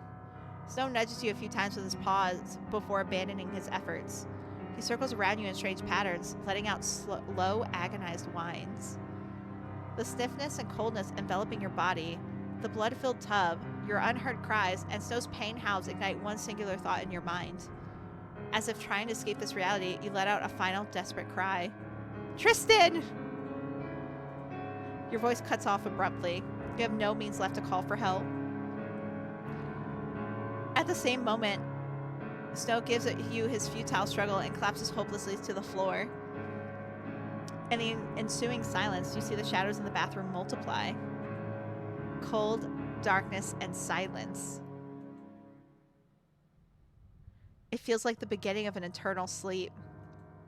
However, everything changes in an instant. What is happening? The sound of hurried footsteps echoing through the mansion fills your ears, and your heart and senses come alive again.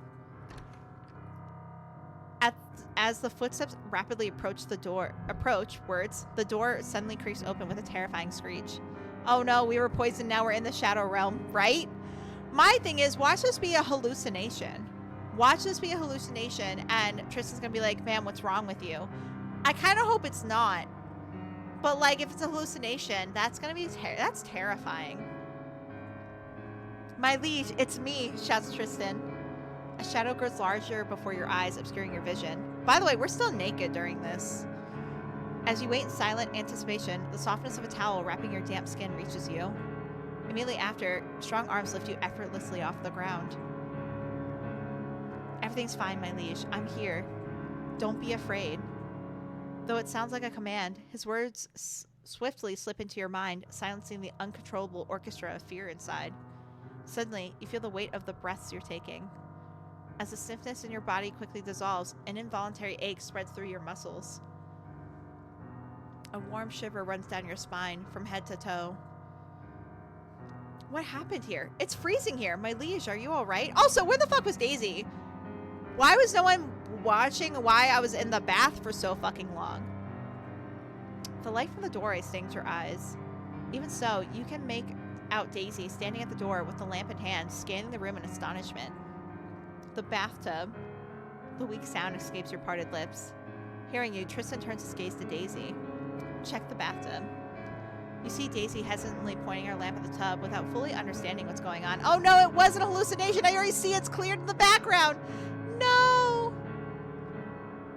Oh, all the water is spilled out of the tub, and it's gone cold. Water. The realization it reignites everything you thought had calmed inside. This time, you're sure it wasn't a hallucination. No, it's impossible. Tristan, put me down. Tristan's amber eyes narrow in suspicion. My liege? I said put me down. I wonder if I didn't drink the tea, I wouldn't have had the hallucination. Now I'm curious. If I didn't drink that tea, would I have still hallucinated? Would I still have fallen asleep?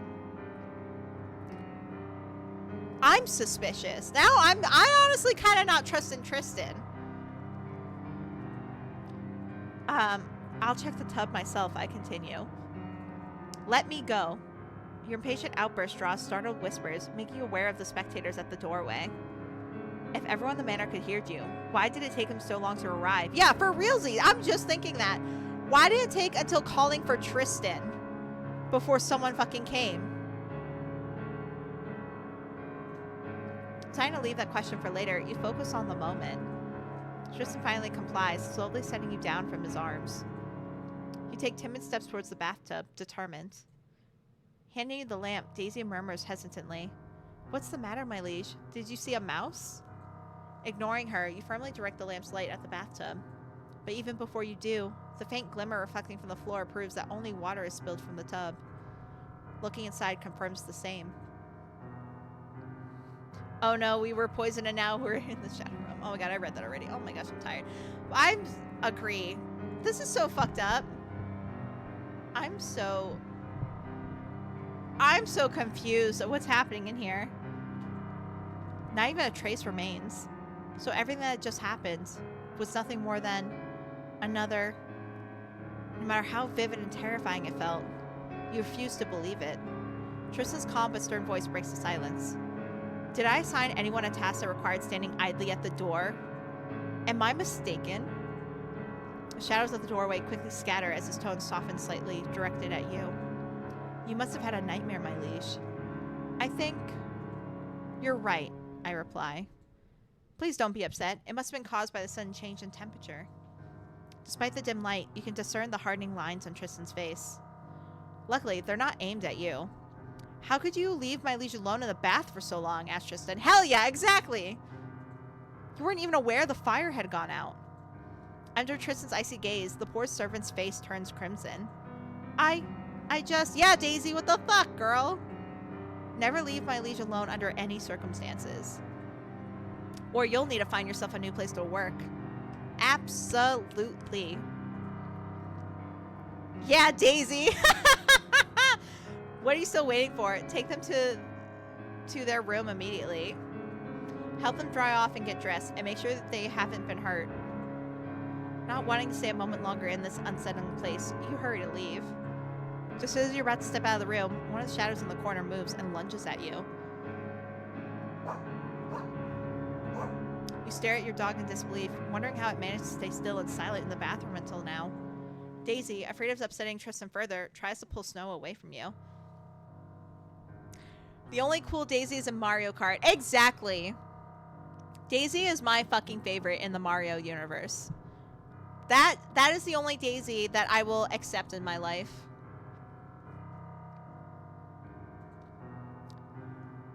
Daisy goes, now's not the time, Snow.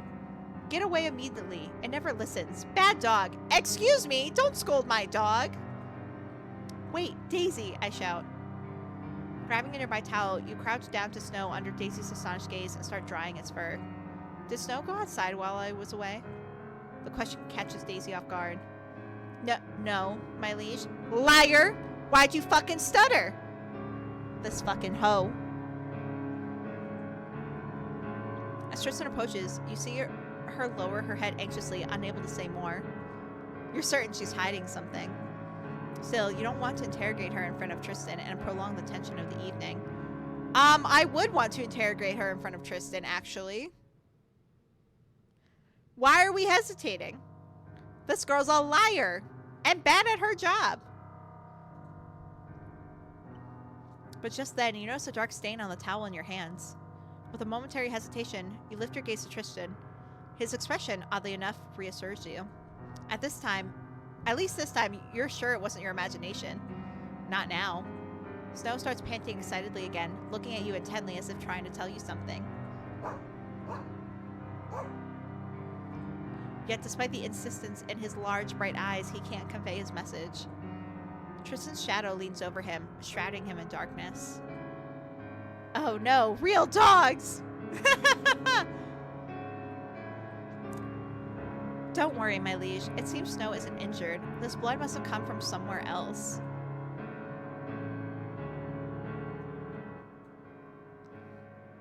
His brow furrows as he turns his gaze to Daisy. I've told you countless times not to give him bloody raw meat, haven't I? I feel like Tristan's covering up for Daisy too. I don't trust him. Something's off. I don't like this. You know it's one of Tristan's rules to tame Snow, who already looks wilder than an ordinary dog. Though you believe there isn't an ounce of savagery in Snow, you've never opposed Tristan on this matter, especially since he's always claimed Snow was unsuitable for life in the manor. It must have been the kitchen staff who gave it to him. Bitch, that's not an excuse if you're the caretaker for the dog. Daisy needs to go. I don't know anything. Truly, my liege. Daisy's pleading gaze is hard to ignore. Oh, Daisy needs to be banned. For real. I don't want to give Daisy some slack, but I also don't want to push Tristan. I still kind of like him, even though I don't trust him. But at the same time, I'm like, how do we vote to kick, right? You know what? I'm going to push the matter. I'm going to push it. As the butler, it's your duty to know everything that happens in this manor, Tristan. Tristan pauses for a moment, then withdraws respectfully. Please forgive my incompetence, my liege. You can rest assured that such confusion will never happen in the manor again. As you retreat to your room, Daisy carefully dries and dresses you, but your thoughts remain a tangled mess. Oh, that was a sudden shift. You can barely follow her words as she continues, her gaze filled with gratitude, never leaving you. Gratitude, bitch! Believe me, my liege, I came as soon as I heard your voice. Liar! I just wanted to tidy up your belongings while you were bathing. Liar!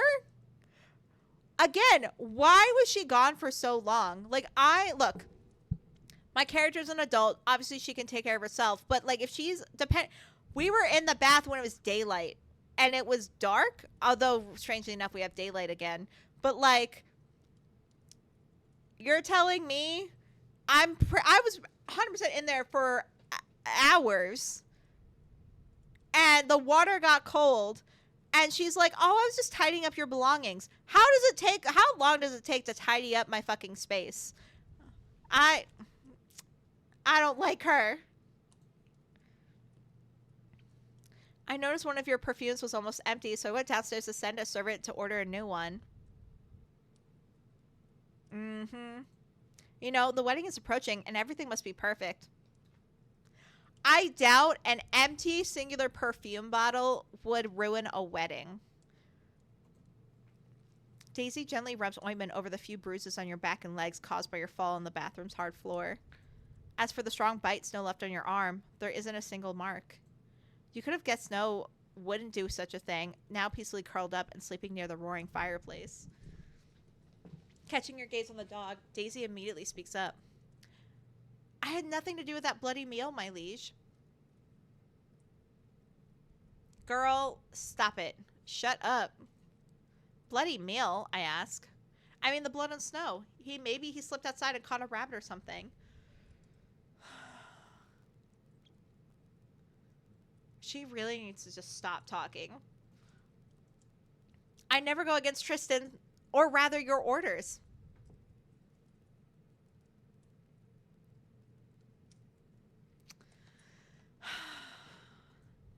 You know, at least in this matter, she isn't lying, or more precisely, can't lie. Thank you, Daisy, I reply. Since Daisy's taking these marks more seriously than usual due to the approaching wedding, you wait for her to finish her work so you can be alone. Afterward, you try to process everything that happened during the day. After all, you need to make a decision eventually. First, the bloodstained lilies in the cemetery, then the blood-filled bathtub. They're quite different from the hallucinations you've experienced before. That's why finding a solution doesn't seem as easy as you'd hope. If the crimson lily in the cemetery was really dragged from another grave... I'm here for the gangbang. Thanks for the second, Esper. And Snow just stole raw meat from the kitchen. Oh, what am I even thinking? Of course that must be what happened. You try to push these nonsensical thoughts aside and focus on the upcoming wedding and the details demanding your attention, but before long, sleep overtakes you. In the middle of the night, you slip out from beneath your heavy blanket, unsure of what woke you. Oh my god, we cannot catch a break, y'all. We cannot catch a break. You approach the window beside your bed and peer outside. The dark forest, starting where the high garden wall ends, is cloaked in an eerie stillness and silence tonight. Honestly, if I wake up in the middle of the night, I'm not looking out the window. Whatever happens outside is between the gods and the universe. Nothing to do with me. To the window, to the wall. To not saying the next line on stream. But you know what I mean. I have blackout curtains, so I ain't seeing a dang thing. I've mentioned this on stream before. I don't trust the outside when I'm at night, when I'm indoors. Those blinds stay shut I stay ignorant. I don't mess with nothing. Nothing. None of the wolf howls that filled the recent nights reach your ears now. Stepping away from the window, your gaze returns to your room, warm and brightly lit by the crackling fireplace. Daisy, insistent on not leaving you alone, sleeps peacefully in the chair by the fireplace, her head resting against its back. Okay, I thought this was Daisy, but I was like, I don't know. Snow, curled up at her feet, shares the same tranquility. Despite the nightmare you experienced in the bathroom, you desperately need the peaceful sleep you found there. You start thinking of something that could help you achieve it. You consider what might help you and think of the chamomile tea as your best option. At least for now, a hot bath is out of the question. Not wanting to disturb Daisy's sleep, you decide to head to the kitchen. Someone there is bound to be awake preparing for the day ahead, as work in the kitchen starts earlier than in the rest of the manor. Wrapping yourself in your robe, you slip quietly into the hallway. The oppressive atmosphere of the manor, combined with the chill and silence of the night, feels overwhelming. You quicken your pace as you descend the stairs and head towards the kitchen. But despite the lit lamps and the boiling pot on the stove, the kitchen is empty. Your steps, almost instinctively, lead you to the other side of the kitchen, to the open door leading to the corridor where the storage rooms are located. In the dark hallway, you easily spot the door ajar, light spilling through its gap. However, the sounds coming from inside, moans, perhaps, warn you against approaching. What the fuck these staff doing? What do you mean moans? Yo, what's happening? What are we witnessing? The only thing you are certain of is that Tristan is in there. What? Wait, I can't approach? Is it because I was upset with him? No. No. I can't choose approach. Fuck me. Okay. Every time I hear Tristan, I think of the dude from Yu-Gi-Oh! That's funny. Fuck. I'm just clicking this as if it will work. Okay, let's return to our room. Low-key kind of want to restart, but we're not going to. I did that yesterday. Y'all indulged me yesterday when I restarted. We're gonna... Plus, I don't even know if not scolding Tristan would give me this option, so we'll just return to our room. You know that encountering an inappropriate scene wouldn't suit someone like you. Whatever is happening there, you're confident that Tristan would never let it interfere with his duties. We're for sure thinking he's, like, fucking some staff member or taking care of himself alone. With few other options, you decide to return to your room. Crawling back into your bed, you wait helplessly for sleep to take you. Snow barking a few times in his sleep makes your effort more challenging, yet Daisy remains undisturbed. Eventually, as the room starts to brighten with the first light of dawn, your eyes finally close, only to open again just a few hours later. We survived the day! 9 days left. A new day. No matter how long you sleep, you wake up at the same time every morning without exception and have your breakfast. After all, the rules of this house are so deeply rooted and unshakable that they control even you, the master of the estate.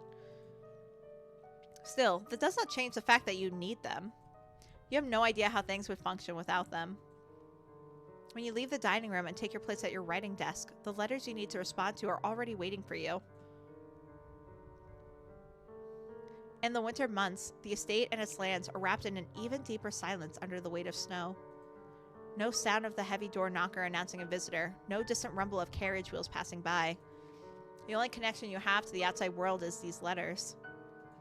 During the season, they are usually so few that reading them every couple of days and delivering the necessary replies to Tristan before noon is a simple and routine responsibility.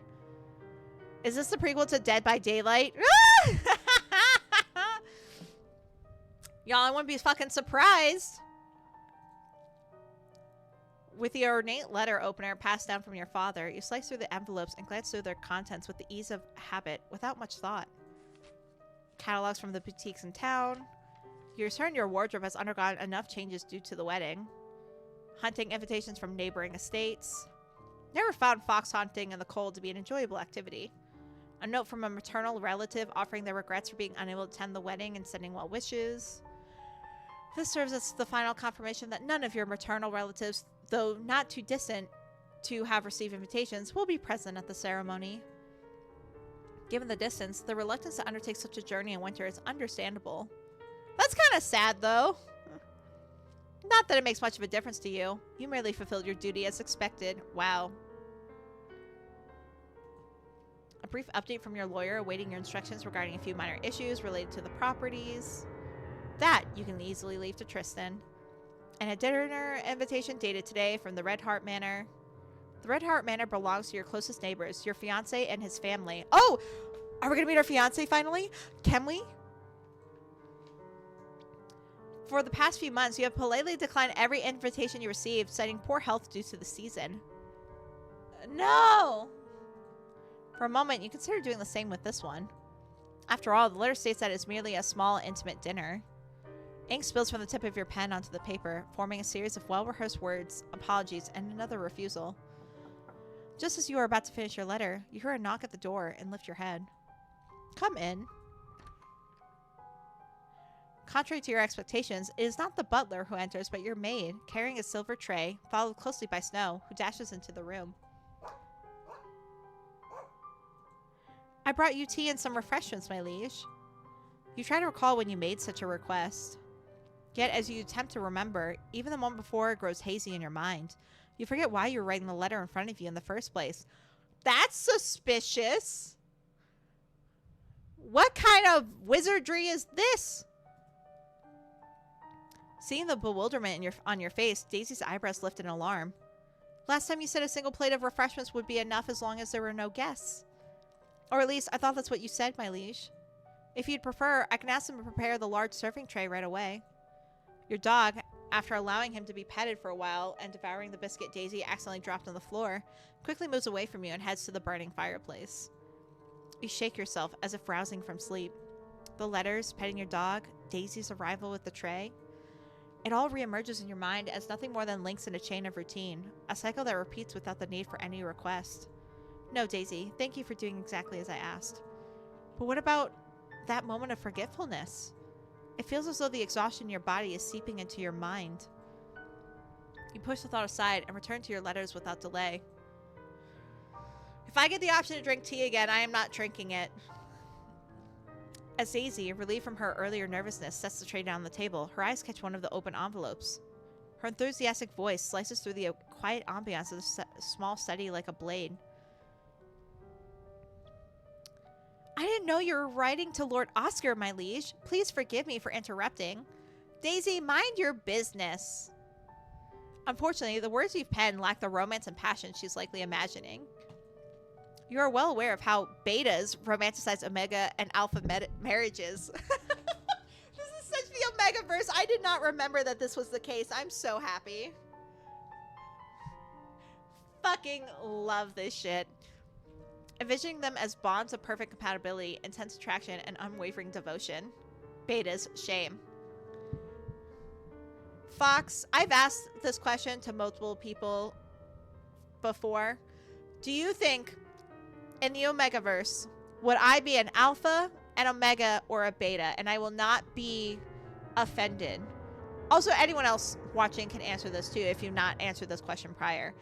But so far, I've been told that I'd either be an alpha or a beta, which is surprising. What's an omega?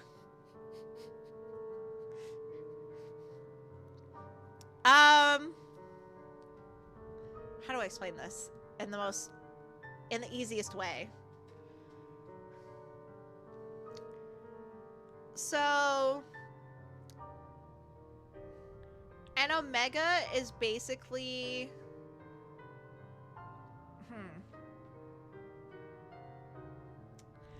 basically an omega are mild-tempered people. They're very fertile.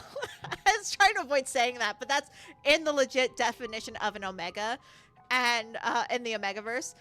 And they're sensitive to pheromones presented from alpha marriages. But they're basically like the very kind, empathetic, caring people. They're very, again, mild-tempered.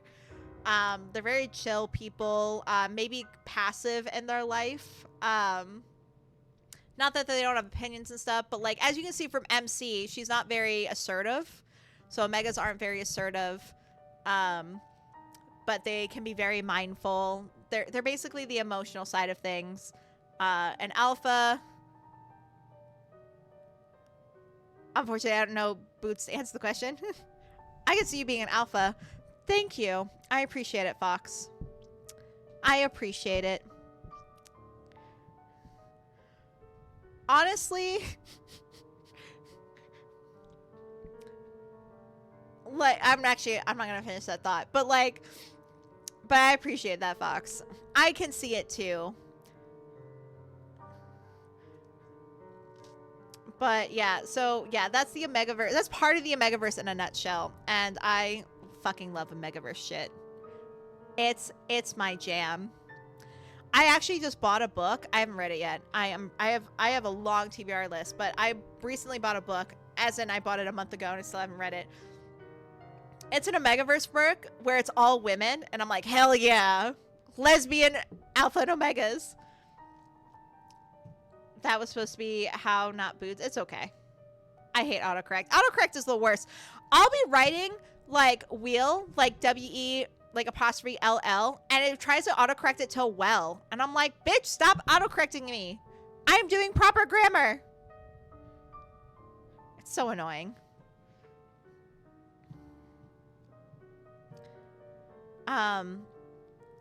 Alright, we are well aware of how betas romanticize Omega and Alpha marriages, envisioning them as bonds of perfect compatibility, intense attraction, and unwavering devotion. Yet, in reality, these unions, forged for power and status, require no such conditions. Still, in this moment, you realize something important about Oscar's letter, something that nearly escaped your notice. The problem lies in the handwriting. The dinner invitation was not written or signed by your fiancé, but by someone else, merely posing as him. Bitch couldn't even write his own fucking letter? Cunt. But I also need autocorrect because of my dyslexia spelling. LOL. I totally get that. Autocorrect is a necessary evil. Oscar's action is either a gross act of negligence or a blatant display of disrespect. Or perhaps both. Taking the letter you wrote to your fiancé in hand, you rise from your chair and approach the fireplace. Just before you let the paper slip into the rising flames, you turn to Daisy. Could you summon Tristan for me? Of course, my liege, she replies. As you watch the letter ignite with a sharp hiss and crumble into ash, your thoughts begin to crowd your mind, filling the silence Daisy leaves behind as she departs.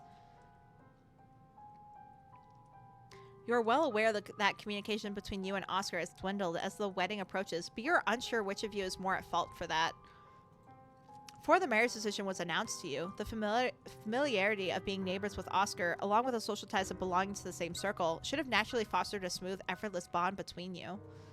At least that's what your guardians had told you. Yet now, you can feel that bond stretched thin on the verge of snapping at any moment. And if it does, you have no idea what awaits you on the other side. The only certainty is that your guardians and your place in society would not approve, and that you must attend this dinner tonight. I love how we're petty. Like, we didn't want to go. We have no interest. But the moment we found out that he didn't write himself, we're like, this fucker disrespected me. Even though we've been disrespecting him by not going. We're like, this bitch disrespected me. Now I gotta go to dinner. I have to get in his face. He probably doesn't want me there if he didn't even write the damn letter himself. Well, he's gotta suffer my presence. And honestly, I would be petty like that.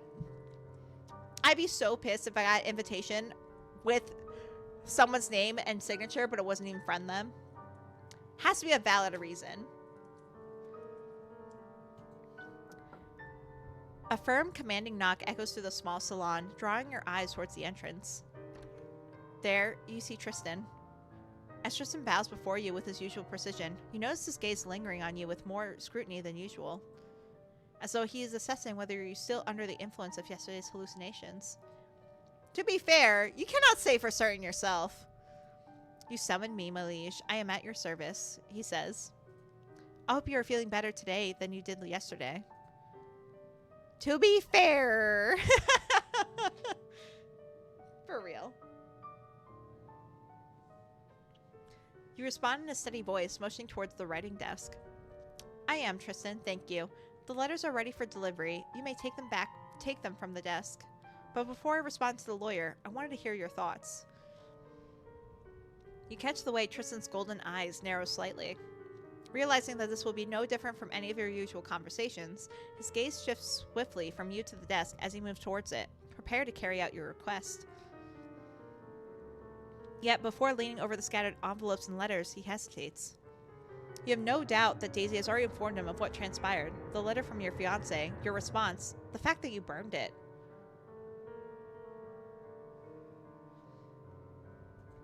The lawyer's letter is in the corner. Tristan, bowing his head, sheds his pretended hesitation in approaching your desk, filled with personal correspondence, encouraged by this implicit approval. Still, for a fleeting moment, his eyes drift elsewhere, somewhere other than the lawyer's letter. But the moment passes quickly. I cannot get a read on Tristan. At first, I thought like he cared and was just loyal, and now I'm just like, I don't know about how I feel about him. The issues in the letter seem to be more serious than stated, my liege. My wife! Hi, wifey! Hi, Inugome! Mwah! Give you hearts. My wifey! How was the rest of your stream? I fell asleep. I took a fat ass nap not long after I spoke with you in your stream. Like, I passed out so hard, I forgot my name and where I was. I'm not even kidding. I woke up and I literally forgot my existence. Good. I'm glad it was fun. I'm glad it was a good stream. I hope you had fun with that scanner. That was an interesting piece of equipment.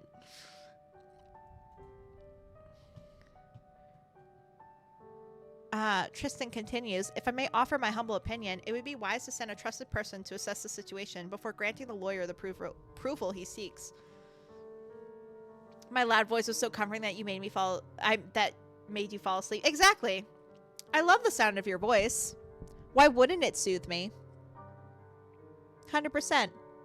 Why wouldn't it soothe me?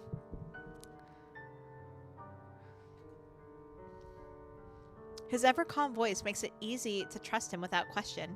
So this is Tristan, one of our romanceable characters. I don't trust him. He's suspicious.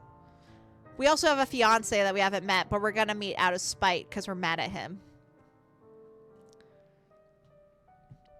After all, in 5 years, you have never encountered a reason not to. People keep saying that. My ego's over the roof. You do have a really nice voice. I am fucking honest about that.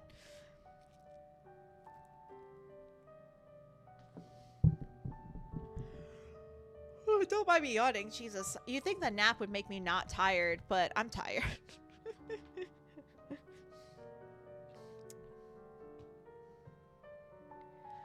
You may handle it as you see fit, Tristan, but I believe it must be done swiftly. You're welcome, my love. Tristan responds, I will go to town this afternoon to take care of this necessary correspondence, my liege. There is no need for concern. Oh, also, our character suffers from hallucinations. We literally, not long ago, dreamt that we were in a tub full of blood. It's great. Oh, yeah, I feel tired that I didn't feel like editing. I sleep too much. I took a nap. I normally don't nap. I am not a napper. But to be honest, I kind of wasn't feeling well today. Like, I didn't feel like pain or like ill, but I felt kind of like run down. So I went on the couch after I tuned in at Inogame stream, and then I just passed out so hard. This is the hardest nap I've ever had, honestly. But I did some editing today. I actually finally took clips from our Split Fiction stream. I want to post them before tomorrow. Well, before tomorrow's stream. I'm so excited to play Split Fiction with you again, Inogame. It's gonna be so much fun. There were like 3 moments I really liked, so I'm gonna just do a compilation video. It's still gonna be under a minute. It's gonna be like around 30 seconds, but I have a plan to make a little compilation video of moments with us.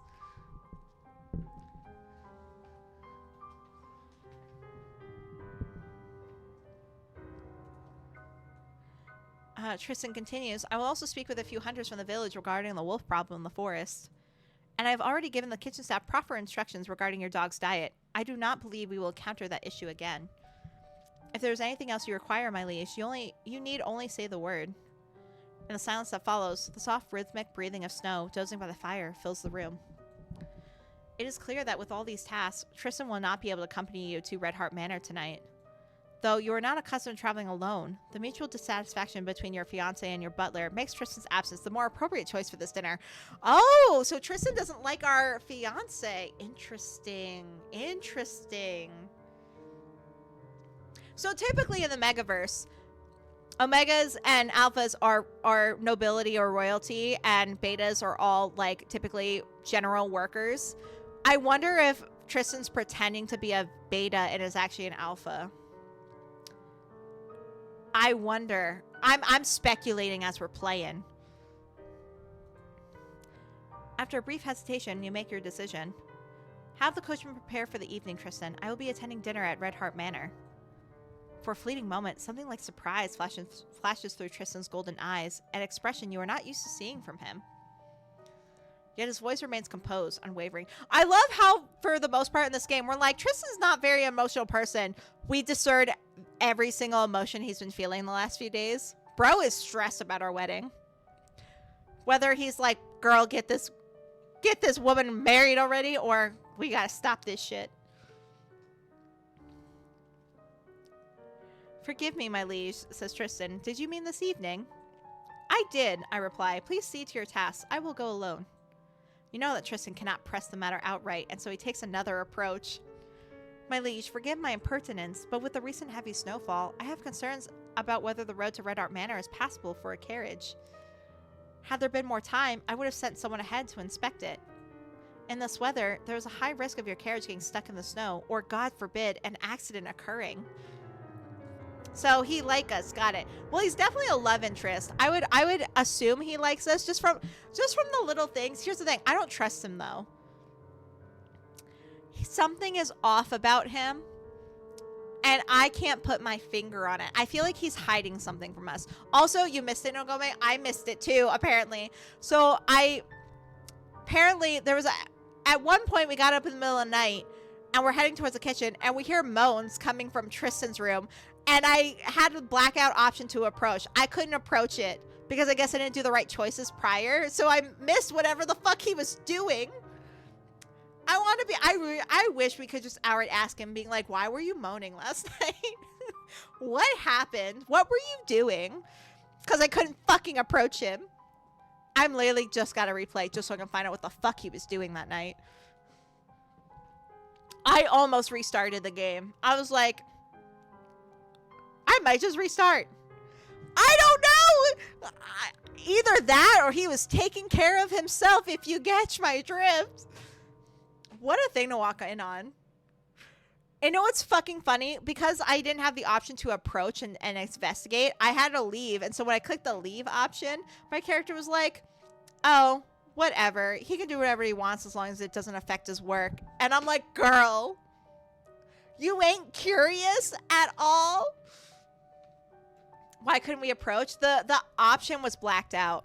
I apparently did not choose the right options, like the right choices in the game. I think personally it's because I scolded Tristan. I think it was because I scolded him after that bathtub scene. I think that's why I couldn't approach. I thought it was like stats. There are some stat builder romance visual novels. There are some. But yeah, I'm so salty we couldn't approach. I literally did think about restarting. Where we didn't have enough stats. Nah, it was just we didn't choose the right choices. We did not choose the right choices in life.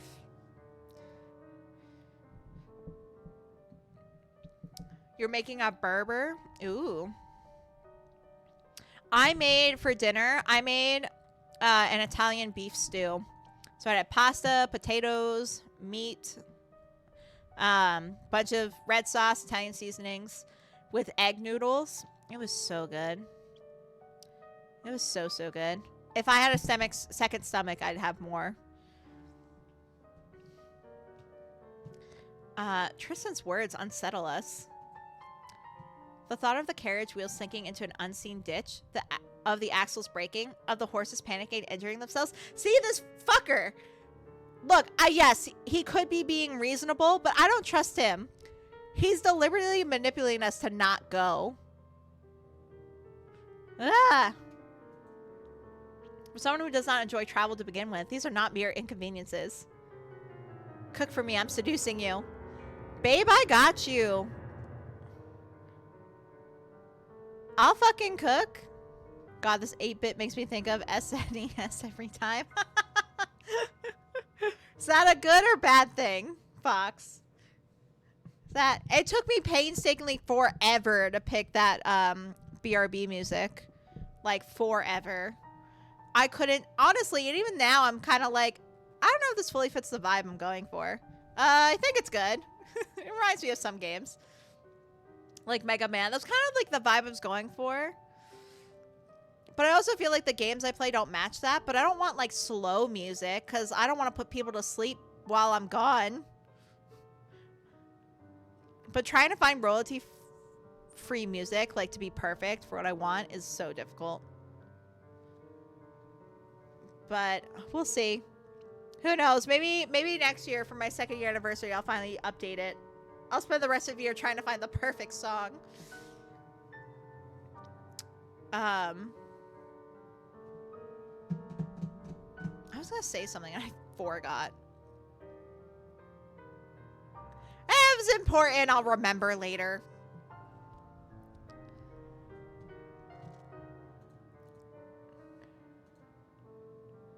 All right, especially given our recent exhaustion and hallucinations, this travel would be a nightmare.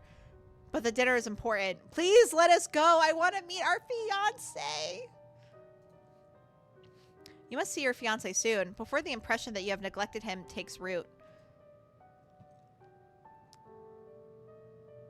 I trust you'll find a suitable solution, difficult as it may be, Tristan. If it weren't for this obligation, I would never ask this of you. You had a huge crush on Mega Man from Mega Man NT Warrior? Alright! Okay! I love that for you. I absolutely love that for you. We were talking earlier, slightly related, about how Daisy is one of my first crushes from Mario, from the Mario universe. Fucking love Daisy. Not the Daisy in this game. The Daisy in this game can go fuck herself, but the Daisy from Mario, that's my girl. That's my princess. Honestly, she honestly was proof enough I was gay since the dawn of time. Daisy over Peach. Hell yeah. I don't think I've had a crush on video game characters. That's all I do. That's all I do. I only crush on video game characters. Or anime characters. All I do. Very rarely do I have a crush on real people. And if I do have a crush on real people, I never want to act on it. Because I'm like, I'm enjoying this crush. No need to ruin it. I will love from afar. And then move on from afar. I must be fascinating then, Fox. Since my whole thing is being a simp for fake people.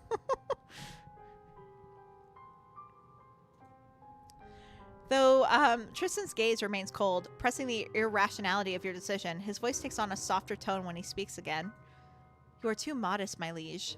If there is anyone who may ask anything of me, it is you. Boy is down bad.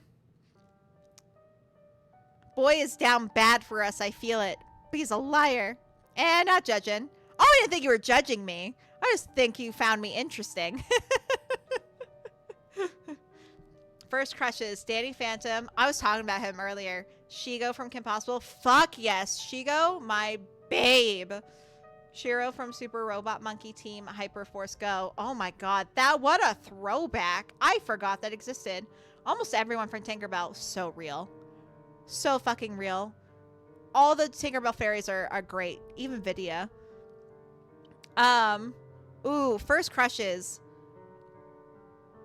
Yeah, Daisy from Mario Universe. Danny Phantom as well. Tuxedo Mask from Sailor Moon, but he's not a crush anymore. That was just me trying to pretend I'm straight. But Sailor Neptune from Sailor Moon, that woman, chef's kiss. Let's see. Other first crushes. I liked May from Pokemon. Not gonna lie. I loved May from Pokemon. Sailor Mars, my beloved. Sailor Mars is... I am so not surprised that Sailor Mars is your favorite Sinister. I'm so not surprised. Gee, wait, everyone from Power Ranger Mighty Morph was my crush. Oh my god. All the Power Rangers are hot. You can't change my mind. I liked all the Power Rangers from, like, the Dino Morph. Why is that? What do you mean? Shall I name the other crushes you've had of the characters in my streams? Juniper for one. Fucking why would I think you'd like Mars? I love Power Rangers so much. Me too. Fucking love Power Rangers. That was my whole childhood. Also, you know what? It should have been a huge hint for my Monster Smash tendencies. Fucking Donatello from Teenage Mutant Ninja Turtles. Looking back, I'm like, yep. I was born to be an adult with a Monster Smash fetish. Aggressively guitars. I love that.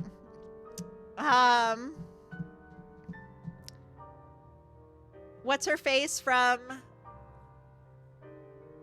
Honestly, everyone from a Hear Me Out cake. From that video I did a while back. I've had so many animated crushes. Wow, being attacked over here, LMAO. Attacking with love. Teehee. With all the love for you, Sinister. I would let Raphael rail me, I don't care. That's so funny. That's hilarious.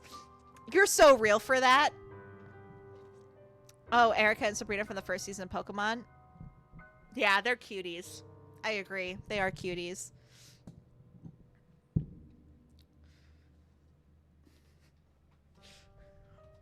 I'm trying to think of who else. I'm blanking. If you give me time, I can think of them all, but I'm trying to think of other, like, childhood crushes.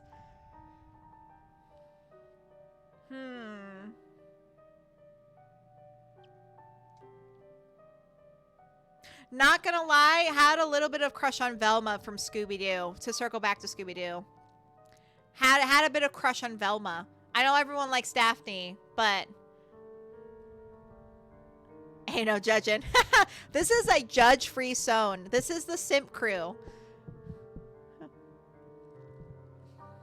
Yep. I have to go for a bit at least. If you're still streaming, I'll be back. Gotta call my friend and make sure she has a safe place to stay tonight, hopefully. Well, good luck to your friend, and no worries. Do what you gotta do. I'll be streaming tomorrow as well. I'll actually be playing Split Fiction with Inogome, so do what you gotta do. That's more important.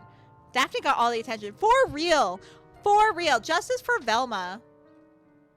Justice for Velma. Fucking love Velma. I have thought about cosplaying her.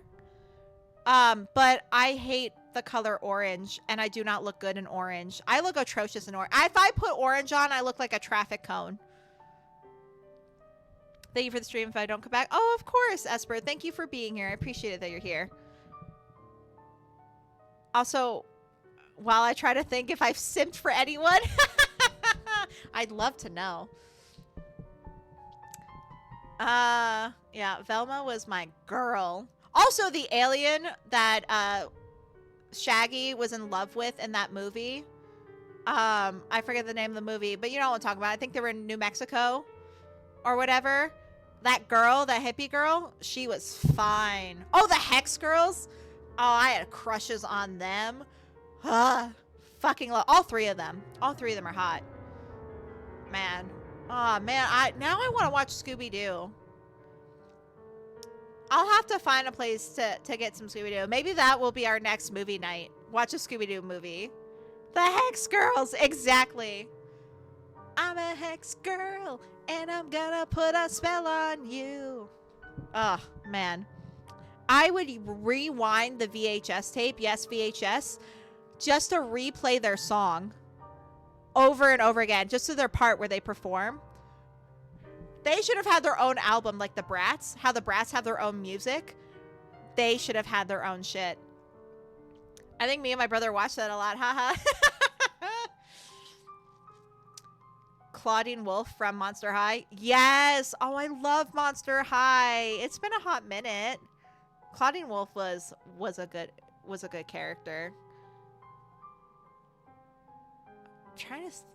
There's honestly so many animated crushes I've had. It's kind of hard to like think of them all.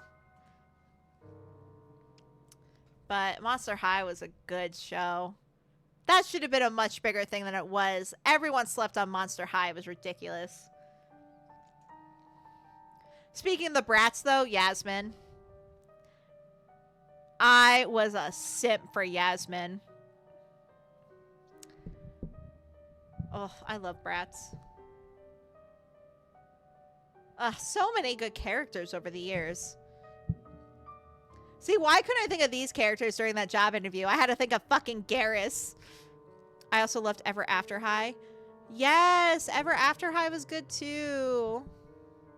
Inogame, I love that we have the same tastes. Adding to the list, movie and TV show binge of our favorite shows. Adding that to the list of activities we gotta do together. Because Garrus is a great choice. Garrus is a great choice. Honestly, shout out to Kiri, who's not here. But when she fucking did the hydration just so she could hear his voice. That would be so me, just to do a redemption just so I could hear a character's voice. Garrus still to this day is literally my favorite romance across almost all dating sims. Like, even though Mass Effect wasn't a dating sim, Garrus, top tier, hard to beat romanceable character. The Mass Effect movie would get me hyped, but I'm scared it'd be a disappointment. I'm scared it's gonna be a male shepherd lead. If it's not female shepherd, I'm not watching it. Look, and no offense, but like, female shepherd was one of the best female protagonists I have ever played. BioWare did such a good job with female shepherd, and I've seen people play with male shepherd. I've seen it. Male shepherd's not bad. Female shepherd is literally peak, like, female lead, and I cannot imagine watching a Mass Effect movie without female shepherd. That's just me. Like, I wouldn't mind a male Inquisitor if they did a Dragon Age movie, but like, yeah, I need the Mass Effect movie to have a female shepherd. Probably not. It's there because women, but it would be so nice. Apparently Amazon's working on a Mass Effect show. Yeah. Jade. Hell yeah, Jade. Oh yeah, probably would be female shepherd. Well, I hope it is. I don't know if it will be, though. Who knows if the executives will allow a female shepherd. I don't trust Amazon. I think Hollywood is working towards featuring female leads. I don't know. I don't trust it. I will believe it when I see it. I will keep an eye on the news, but if there is no female shepherd, I'm count me out. I have such strong opinions about female shepherd. I forgot I'm playing a game. Tristan continues. I believe it would be best for a rider to accompany the carriage, ensuring the coachman is informed of the road's condition in advance and keeping watch over you. Hey, Follow's given a female lead, so there is a possibility. That is true. I will give them that. I will give them that. But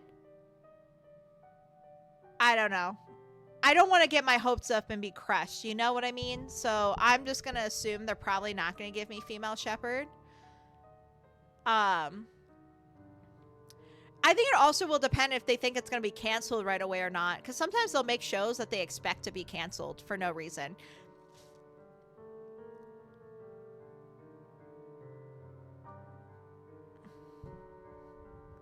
Who would it even be? I mean, other than female shepherd, I mean, it would be male shepherd. Otherwise, I'm not going to dispute that it won't be shepherd. They're 100% going to be shepherd in this TV show. I just don't know if it'll be male or female shepherd.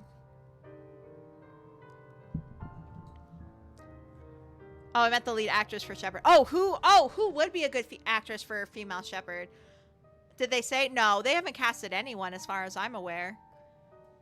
They haven't, as far as I'm aware, they just announced the concept. They didn't cast anyone. That's but who do we think would be a good female shepherd? That's a good thought. I kind of think Scarlett Johansson. I liked her as Black Widow. I feel like she would be, and she was good. I think, wasn't Scarlett Johansson in excuse me. Who,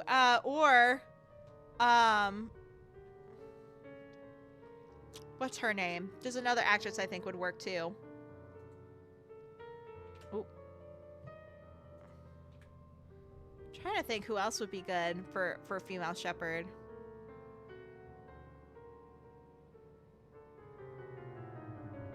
I have to think on it. Tristan continues. This would make it. This would make it easier to send for help or to turn back should anything go amiss. Not Michelle Rodriguez. What? Out of curiosity, why not? Additionally, I will ensure that provisions, blankets, and anything else necessary for your comfort during the journey are prepared. I am certain you will reach Red Heart Manor without issue. His words instill enough confidence for you to commit to the journey, even if his expression suggests otherwise. She has no depth. That's fair. That's a fair assessment.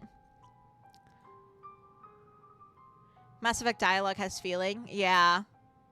It definitely would have to be an emotional experience. Like, actor that's really good with emotional monologues and shit.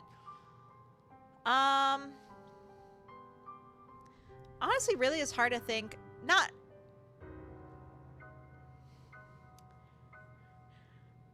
I feel like... I don't know if they would cast a non-white lead. I honestly think Gemma Chan would be a good shepherd. Clearly you didn't see the D&D movie, LOL. That is true, I did not.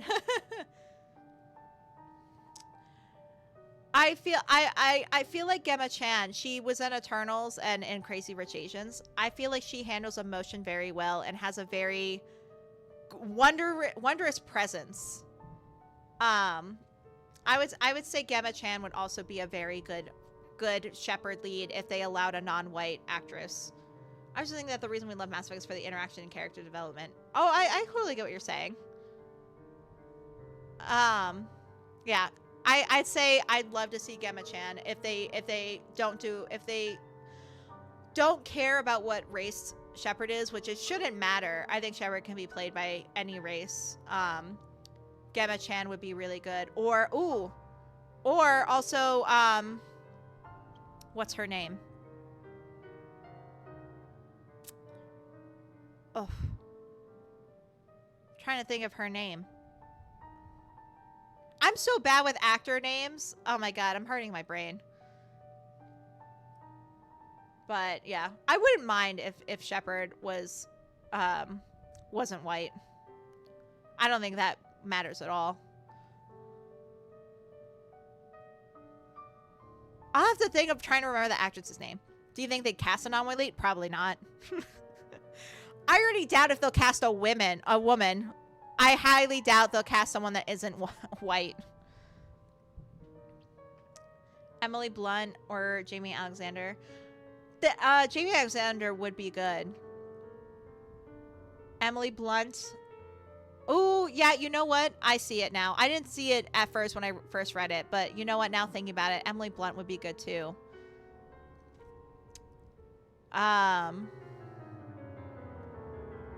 They might get Natalie Portman. I don't know if Natalie Portman would be a good fit, though.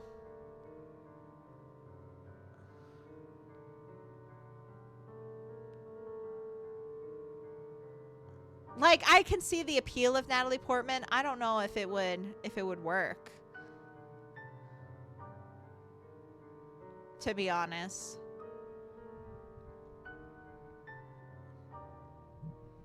And that's just me personally. If Natalie Portman gets, if it's a female shepherd and Natalie Portman gets casted, I would watch it. As long as it's a female shepherd, I would watch it. And I say this loving Natalie Portman, but I can't say it. Yeah, I love Natalie Portman. I think she's a great actress, and I love a few of her movies. I can't see her as Shepard. Shepard's like so badass, and not that Natalie Portman isn't, but Shepard's a specific kind of badass. Like, oh yeah, I can't see Natalie Portman doing it. That's why I was kind of thinking Scarlett Johansson, because she's kind of been in like a similar role with fucking Black Widow. But I don't know.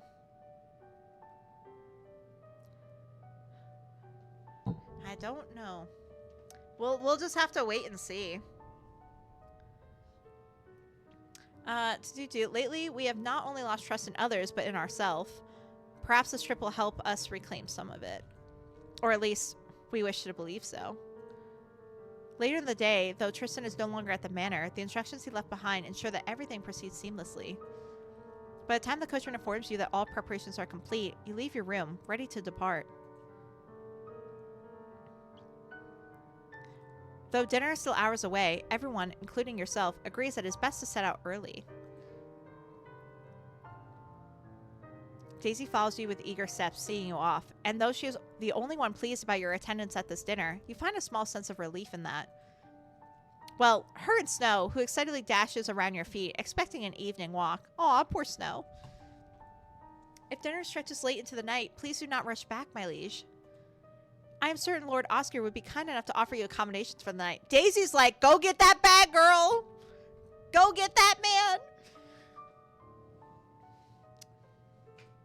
The only redeemable thing about her. The thought gives you pause. You recall that, until now, neither you nor your neither your fiancé nor you have ever spent the night at each other's mansions. Considering that you are neighbors, this is quite surprising. No doubt, I reply. Daisy, still caught up in her delight, does not notice the irony in your voice. If that is the case, we'll need a maid to assist you. Bitch was just sneaky. She's just like, can I come with, Teehee? Daisy, you stay here. Lord Oscar will surely assign the best in his household to attend to you, but no matter who he chooses, she will not be me. Never mind, I don't like Daisy. What point she gained, she immediately lost it. This fucking girl. If you wish, I can prepare at once and accompany you, my liege. Rolls eyes so hard.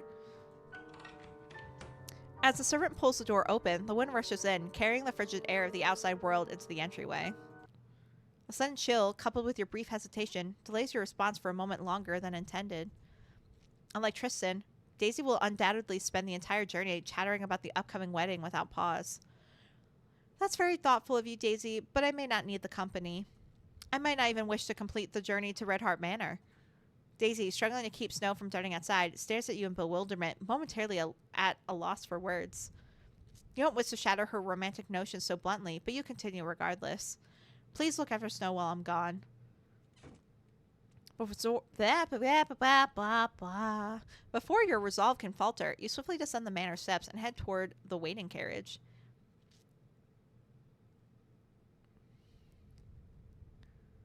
As you settle into the carriage, the door shuts behind you with a firm thud, sealing you away from the cold and the dim, heavy silence of the winter night. Everything inside has been prepared for your comfort. Several thick blankets, a basket overflowing with refreshments, and a few books you recently acquired but have yet to read. That should be enough to keep you occupied. The carriage lurches forward, beginning its journey. How far away? We're neighbors. How far the fuck away are we from each other? I mean, obviously we're not going to be like right next door. It's not a suburban area. Or rural area, but still. Getting Bridgerton vibes with horror mixed in. For a while, you find yourself gazing outside, watching as the high garden walls of the estate fade into the dense woods beyond. The snow drapes over the trees, covering the branches in a pale, bluish-white shroud. It is a breathtaking sight, one that is both enchanting and unsettling. Then a sharp, thin, and fragmented sound cuts through the stillness. Your ears strain to catch its source, but before you can pinpoint it, a dark figure moves in the depths of the forest. Oh no! You don't know how long it has been there, but the moment your gaze lands upon it, it vanishes as if you're aware that you've seen it. A trick of the eye, perhaps. Yet, an uneasy shiver runs through you, as if unseen eyes are still watching. Most likely, it was a poacher who had wandered to the woods and feared being caught. That must be all. Still, you draw the curtains over the windows before returning your focus to the book in your lap, skimming through its pages without absorbing a single word. At first, you barely notice the subtle deceleration of the carriage. It is only when the horses come to a full stop that your grip on the book tightens. The muffled sounds of boots crunching through the snow draws closer. Your heart pounds, though you keep your gaze trained on the book. Then the door creaks open, and a familiar face from the manor stands before you. The rider who had accompanied your journey, the one the coachman had called Rudolph. His silvery hair glows faintly under the light, a striking resemblance to Tristan's. You suspect he, too, must have come from one of the villages surrounding the estate. Rudolph goes, "The road is nearly blocked with the snow, and there's bound to be ice. It hasn't been used much lately. If we continue, we'll have to slow down significantly, my liege." Tristan's warnings proving accurate once again does little to ease your frustration. Even if you press on, it's clear you'll be late for dinner at this pace. As you weigh your options, a sound, thin, fractured, and aching, cuts through the silence. It startles you. This time, it echoes deeper within the woods. Oh, there's a shadow again! But the shadow, you catch it now, pressed against the trunk of a tree much closer than before. Your hand lifts, almost of its own accord, pointing it out to Rudolph before your mind can register the movement. Yet the moment he turns, it's already gone. The rustling branches, stirred by the wind, whisper through the trees. That eerie sensation creeps up your spine again. This time you're certain something, or someone, has been watching you for the entire journey. And if not, then the alternative is that it's all in your head. You force yourself to move with measured caution as you turn back to Rudolph. "Did you hear that just now?" I ask. His response is immediate. "Of course, my liege. Likely a predator. I couldn't quite place it, but in this weather, anything you saw was probably it. They say their numbers have grown significantly in the forest lately." "What are they looking for?" I ask. His eyes gleam as he answers. "Food, my liege. Just like the rest of us." That's a creepy response, in my opinion. But there's no need for concern. We have rifles with us. He pauses before adding, "What is your decision? Shall we turn back, or do we continue forward?"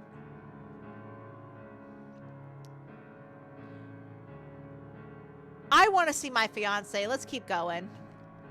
Your words cause the young man's eyes to cloud with unease, but he merely lowers his head slightly, unable to oppose you. We're also going to die, probably.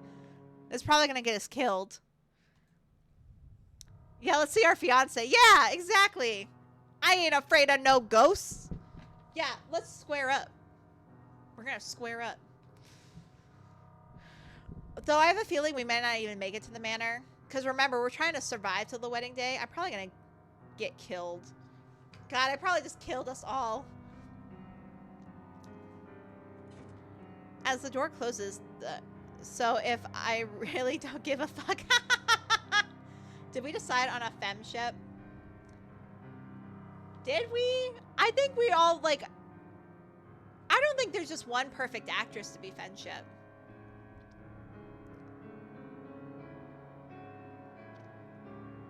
I had to brush my teeth. Ah! No worries, no worries. We didn't really decide on one. We were just talking about, like... Sinister brought up, like, what most people, like the actresses most people wanting to see.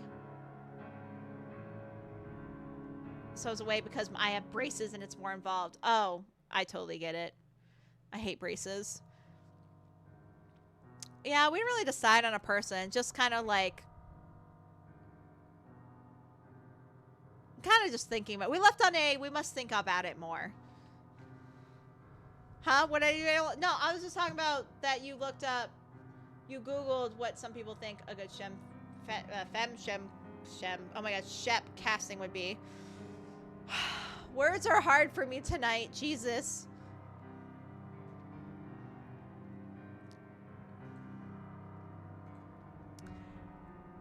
With nightfall, the dropping temperatures and growing fatigue will make the journey increasingly difficult. And yet, thinking of Oscar's indifferent and mocking nature, you doubt he sees much significance in this arduous trip.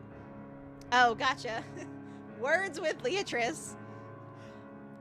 I mean, if you ever want to die of alcohol poisoning, just, like, take a shot whenever I mispronounce a word or stutter. 0.99 in the App Store. 99 cents. Oh my god, you're killing me. Yeah, if you ever want alcohol poisoning, just whenever I do a visual novel, just take a shot whenever I stumble over my words or mispronounce something. Fucking stutter. Especially tonight. Send you all to the hospital at that point.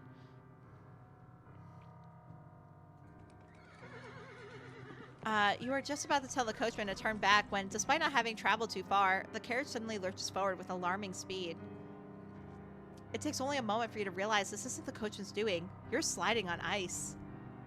Thrown off balance, you instinctively reach for something to hold onto, but it's useless. You fall into the carriage floor.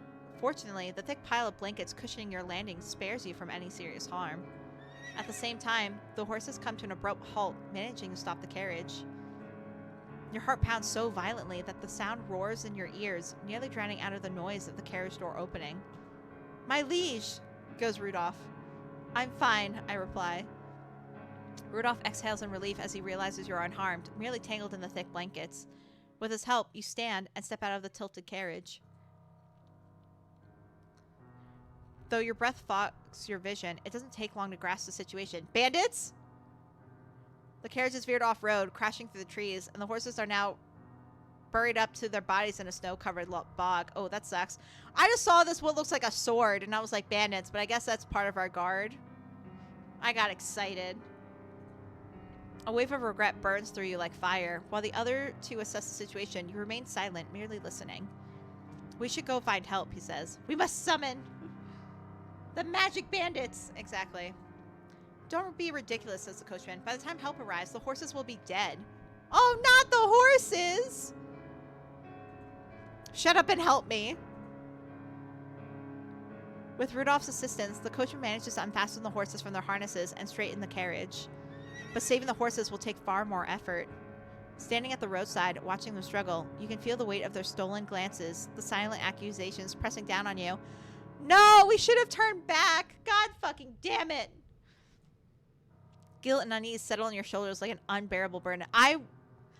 If these horses die because of this decision, I'm rewinding the game. I'm going to tell you all right fucking now. I'll start over. I will start over. I ain't going to be the cause of these horses. Did we name the horses? No, we did not. Let's give them names. Let's see. I don't know. I'm going to assume 2. 2 to 4. But I'm going to assume 2. I doubt we're taking a big carriage. I'm going to assume 2.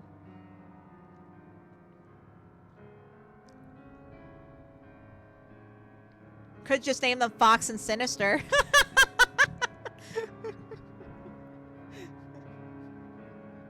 But then if they die, I think that's worse. Law and order, of course. Hell yeah. Okay, law and order are making us feel guilty right now. You cannot shake the feeling that something worse is coming, that something hidden in the darkness, lurking behind the trees, is watching you. Dun dun! I was actually watching Law and Order SVU earlier today. But you can't point out every shadow that surrounds you. You can't burden them with yet another problem. Helplessly, you retreat into the carriage and wait. Despite the comfort it offers, at this moment, the carriage feels no different from a cage. With no other way to distract yourself, you pick up your book once more, trying to drown out your thoughts. Suddenly, finding yourself in darkness, your first reaction is confusion, but the weight of the book resting in your lap makes you realize you must have dozed off while reading. After what happened in the bathtub yesterday, you have no idea how you managed to fall asleep so easily outside, in the middle of the forest. This time, it feels as if you merely blinked, yet exhaustion still clings to you. Then an eerie shiver crawls over your skin. Unrelated to the cold. Only now do you notice the carriage is still not moving. Suddenly finding ourselves in darkness. Babe, we never left it, right? But the sky is already pitch black. The only sound is the howling of the wind. Your instincts scream at you not to step outside. But what about the silence? The stillness? This whole game has been in darkness, dude. It really has been. Summoning your courage, you push the blankets off your trembling hands and crack the carriage door open. Snowflakes drift gently in the air, brushing against your face, but the silence greeting you is far from soothing. The trees around you, cloaked in deepening shadows, seem larger, misshapen, distorted. I suppose Rudolph was right. We need to call for help. But as you step to the front of the carriage, your words freeze in the air, just like your breath. The horses stand ready, harnessed, prepared to depart. Then what are they waiting for? More importantly, where are the others? Your gaze darts around in growing dread. You know with absolute certainty they wouldn't have left you alone. Which means, if something emerged while you were asleep in the carriage, you try to reassure yourself by calling Rudolph's words. They had rifles. He told you not to worry. Yet, a whisper from deep within tells you that their rifles might be no more useful than a child's toy.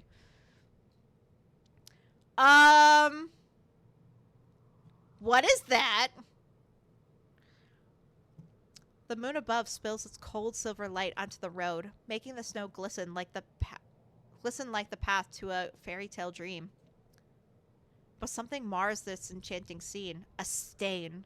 A deep crimson stain that unsettles your senses far too much.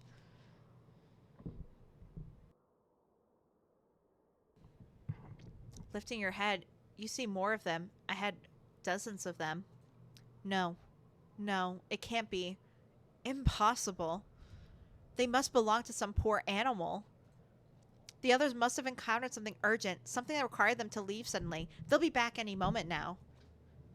But no matter how hard you try, you cannot bring yourself to believe this hopeful scenario. So, oh no, it's our third horse, and... oh no. Psst, naming a horse, and that would be fucking hilarious. Your steps instinctively urge you back to the safety of the carriage, yet guilt anchors you in place. No, the third horse is Anne. Yeah. Law and order. I know, that's hilarious. Imagine. Next time I have 3 cats, I'll name them Law and Order. That'd be hilarious. Bring them to the vet at the same time. That would be so confusing. I'll be like, yeah, I'm here for Law and Order. And they're just like, so 2 cats? I'm like, no, 3. Law and Order.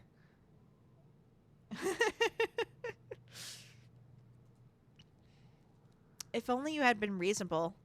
If only you had turned back before the accident. If only you had never set out at all. Vet's confused 100%. I think they would love it as soon as they recognized the joke. But, well, not all of them. I'm sure someone would hate it. Don't forget and on the appointment notes. Just have it be like, and arrow, little scribble, the cat. An animal. Just an animal. It has to be. We continue. But no matter what you tell yourself, the truth seeps into your bones like the melting crimson stains spreading through the snow. Your heart pounds wildly, as if it might burst through your ribs. Every fiber of your being screams at you to retreat. Get back inside. Lock the door. Wait. But for how long? Tristan will find you, surely. He always does. But what if something else finds you first? There's no way out. Or draw all 3 so they can see it is indeed 3 cats. Exactly. The red trail beckons you deeper into the forest, pulling you forward against your better judgment. Until you see it. A pool of blood beneath a tree trunk, and in its center, a man lying motionless as if dead. Even before stepping closer, you know. It's Rudolph. Your hands fly to your mouth, trapping the scream that turns into a hard lump in your throat. No. No. No. God, please. Despite the burning in your lungs from the uneven breaths, despite the sharp ache twisting through your muscles, you desperately want to believe this is not real. A hallucination, maybe. Like yesterday. What was that flicker? Oh, it's us blinking. But no matter how many times you blink, the scene before you does not change. Then you notice it. The weak rise and fall of his chest. He's still breathing. Rudolph. How could he still be alive after losing so much blood? At that moment, the sound of snapping branches reaches your ears, and a shadow emerges suddenly among the trees, like a ghost. It's Santa Claus! It moves so fast that you have no chance to scream or run. You're completely trapped. And he slipped on a banana peel. This is Mario Kart. Plot twist! And we can't leave until we finish it first. What? That would be a super fun, wild plot twist. As if your body is no longer under your control, your legs suddenly refuse to support you, and you collapse onto your knees. Like prey, ready to be hunted. You should never have come to this forest. The only thing still under your control is your mouth. You manage to move your lips. No. You can't eat me. I'm not food. Oh! Who art thou? As the shadow draws closer, its terrifying bulk shrinks down to human proportions, and the eerie silence of the forest is broken by a powerful, energetic laugh. I'm sure you're not food, my dear, says the voice. At the very least, I'd take a well-seasoned venison steak over you. You got my hopes up for nothing.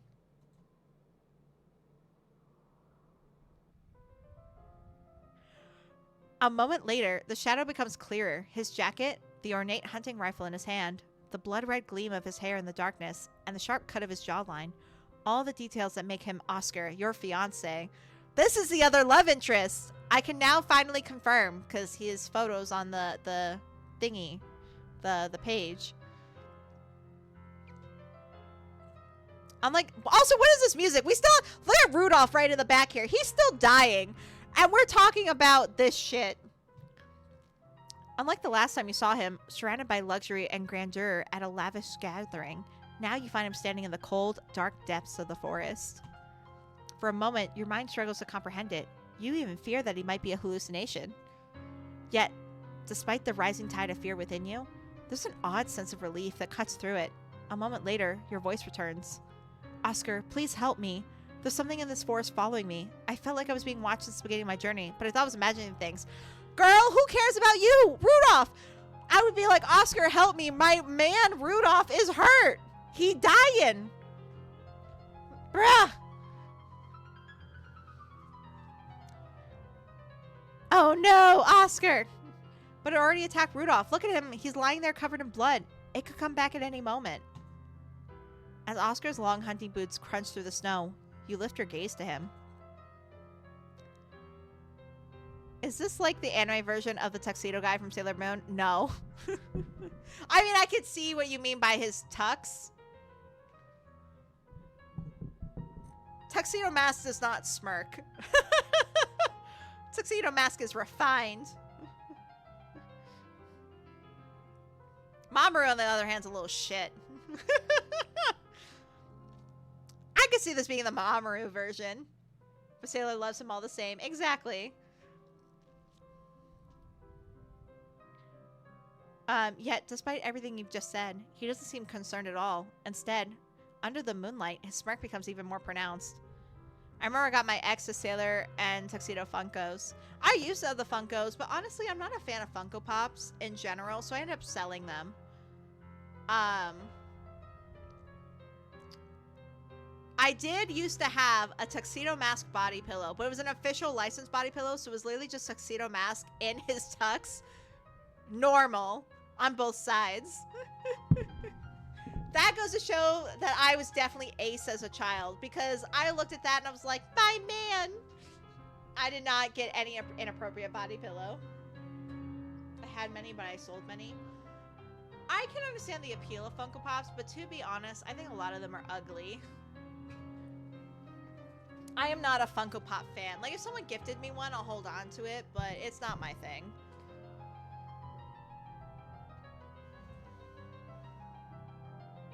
My dear, says Oscar, I can understand why you're so excited to see me. Is he Delulu too? But I have no idea what nonsense you're spouting.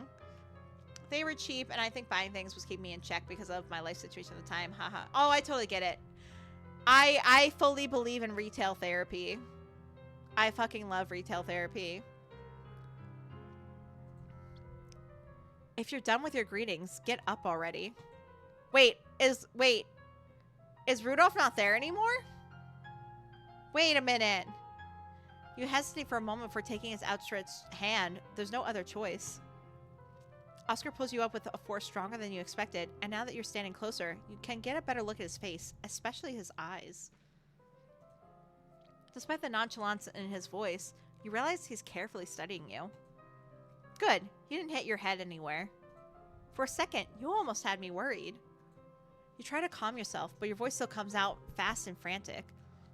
Oscar, are you even listening to me? I'm serious, look at Rudolph, he... Stop mid-sentence as your eyes fall on Rudolph, realizing something horrifying.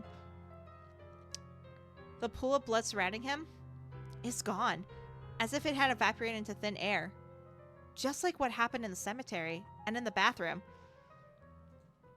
Why is Oscar just laying there? Oscar, will you listen? He's like, this bitch crazy. All for me. Oscar, noticing your silence, crouches beside the man lying in the snow. Rudolph? I was almost sure his name was something ridiculous like Tristan. Bro did not waste any time dissing a man that's not there. Whatever. Shit, he's not dead. I thought you had finally decided to get rid of him and brought him to my estate to bury him. Oh my god. Oscar's so fucking funny. He was like, an engagement present? You shouldn't have, dang it. He was so ready to get rid of Tristan. Oh my god, that is fucking hilarious. Your mind comes to a complete halt. You don't know what to think anymore. The only thing you're certain of is that Rudolph is your priority. Please stop joking and help me figure out what's wrong with him. Do I look like a doctor to you, darling? He asks. Despite his exasperated tone, Oscar sets his rifle aside and checks Rudolph's pulse before turning him onto his side to examine him. It doesn't take him long to realize that this man is not your butler. Oh, another white-haired man. Your preferences truly leave me speechless, dear. Bitch, that's not my type. Well, it is my type, but he doesn't need to know that. Man is so jealous of Tristan. He fucking knows that Tristan is not there with pure innocent feelings. Looks like he's just passed out. Though if he stays like this much longer, he'll freeze to death. Even though your mind is full of questions, Oscar's words bring a small relief in the middle of this wretched journey. You eagerly speak up. My carriage is nearby. We can carry him there. For a brief moment, the mockery in Oscar's eyes dims. My dear, may I remind you, I'm your fiancé, not your servant. The massive eye roll I just fucking did. I'm surprised my head didn't fall off. You must be confusing me with someone else. Then step aside and let me do it. Your defiant tone makes his eyes glimmer, and soon enough, you hear the amusement in his voice. Oh, really? Please go ahead, dear. I would gain the strength of 1,000 men the moment he said that. I would be able to carry Rudolph on my back. Be no problem. The rage within me will fuel my strength. Like, I am petty as fuck. Oh no, not men.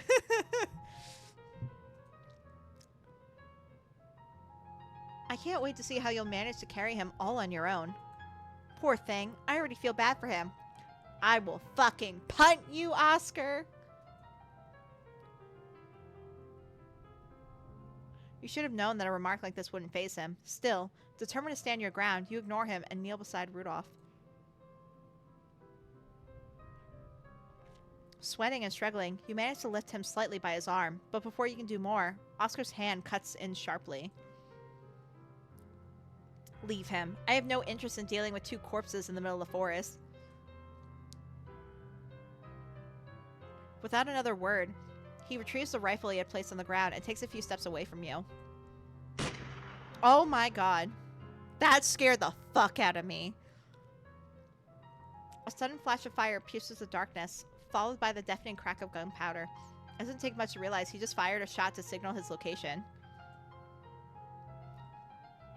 Made you jump too? I'm so sorry. I did not expect that. That scared the fuck out of me. Soon, the shadows surrounding you stir, followed by the sound of approaching voices. Did you get it, Oscar? Was it a big deer? Asked a random man. Want to see for yourself? It's lying right over there, Oscar replies.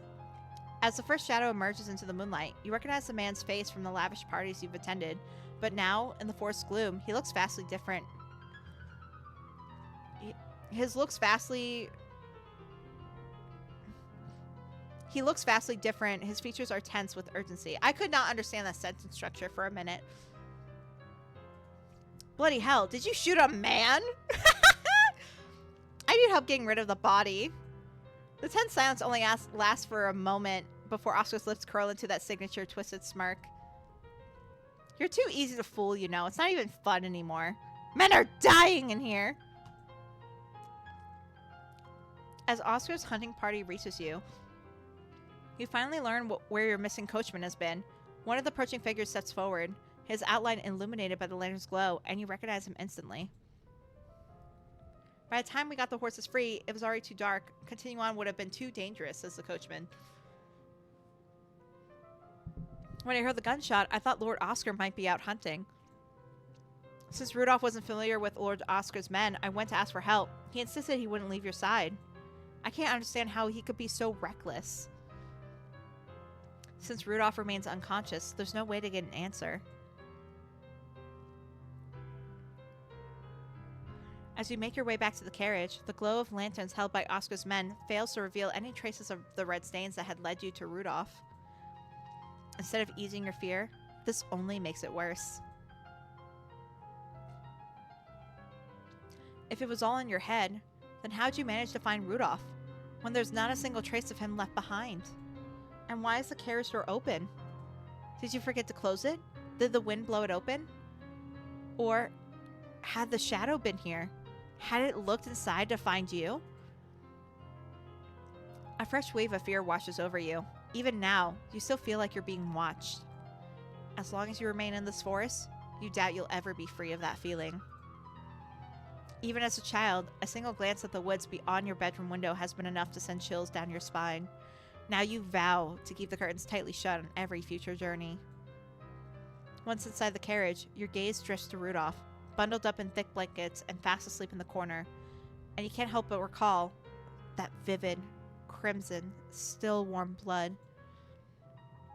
From outside, you hear Oscar's deep voice carrying over the hushed whispers of his hunting party.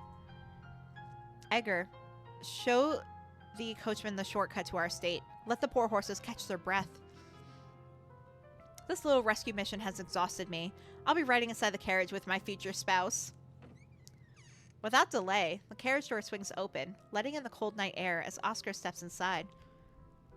Law and order must rest. Exactly! They need their sleep. The crimson of his hair and clothes unsettles you, but you try to ignore it. And of course, you will already know he will bypass Rudolph entirely and sit beside you. Bracing yourself for discomfort, you inch as close to the window as possible, hoping to put as much space between you and the narrow seat as the narrow seat allows. Oscar notices your subtle retreat. Yet, despite settling into his seat with his usual nonchalance, he does not close the distance. A rare courtesy, or perhaps a subtle confirmation of the distance that has grown between you lately. As the carriage lurches forward again, you close your eyes, willing the rest of this cursed journey to pass quickly. But then, the rustle of the food basket, a sharp crunch. Oscar has found an apple and wasted no time biting into it. And then, predictably, his voice, ever unrelenting, fills the carriage once more. You must have forgotten that his mouth never ceases to work. What a comfortable little carriage. You have blankets, a well-stocked food basket, and even some ridiculous book about necromancy. Girl, that's what we're reading? Pop off, actually. Why are we standing in it? I don't know. He looks ridiculous. Though personally, I would prefer a more thrilling and pleasurable pastime. Your eyes snap open, sharp with warning. Oscar meets your gaze with an expression so innocent, it can almost pass for sincere. Only meant conversation, of course. For instance, you still haven't told me what you were doing on my land so late at night, my dear. A part of you concedes that, given his aid in the situation, a little gratitude might be warranted. What do you mean you don't know? You invited us, you dick. I assumed you would have figured that out, I reply. I was on my way to Red Heart Manor for your dinner invitation. For the first time, true surprise flickers over across Oscar. Ah, my God, I'm going to restart the sentence. Deep breath. For the first time, true surprise flickers across Oscar's face. I did it! I don't recall inviting you to dinner, he replies. Look at the shock on his face. In fact, I don't recall hosting a dinner at all. Just a quiet meal with a few relatives and friends as usual.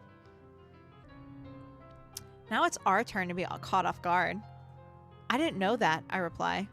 I received a letter bearing your family seal, written and signed by you. Of course, you conveniently skip over the part where the handwriting doesn't match his. The realization that this entire journey may have been for nothing gnaws at you. You fix your gaze on him, waiting for a reaction. Oh, Tristan's not with us. He was busy, so he didn't come with us. So we know why we're hallucinating? No, we don't know yet. It seems to just be from what our character feels, it's a medical affliction. I think something else is going on. I don't think it's just a medical issue. But Oscar merely takes another exaggerated bite of his apple. Then, without an ounce of shame, tosses the half-eaten fruit back into the basket. Gross. His indifference returns to a well-worn mask. Must have been the steward. Which means my mother told him to. You know how the old woman is half the time. Even I can't make sense of what she's up to. Lady Diana, Oscar's mother, is a formidable alpha in her own right, the true ruler of Red Heart Manor and its lands.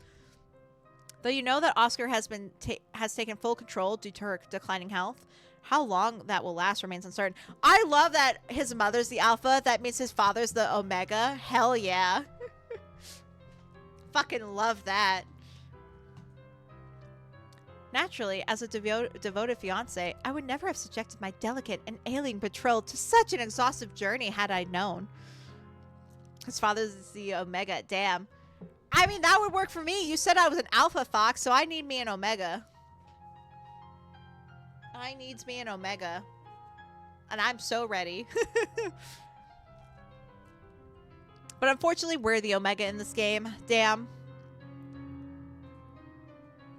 My options are, and yet, this devoted fiancé never thought to check on my well-being despite hearing I was unwell. Or, it's just a season matter. Nothing to be concerned about. I'm gonna clap back at him. Fuck you, dude. For a brief moment, Oscar's ever-mocking expression falters.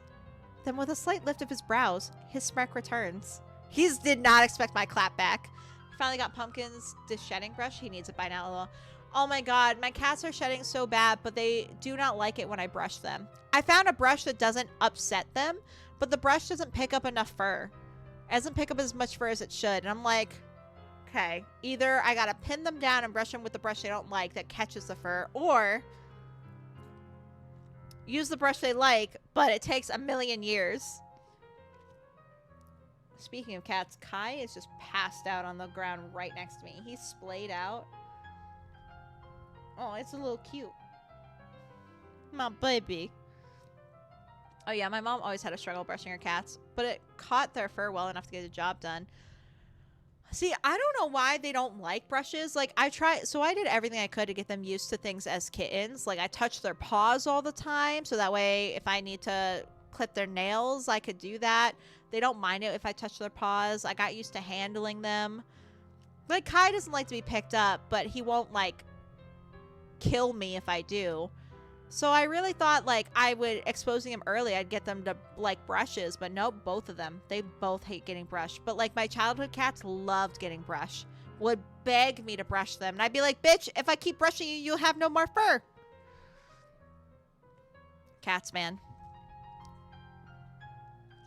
Frankly, Oscar responds, I assumed it was just an excuse to avoid me. I still do. They'd run away and she'd ask me to pick them up and bring them back to her. Oh, that's so cute.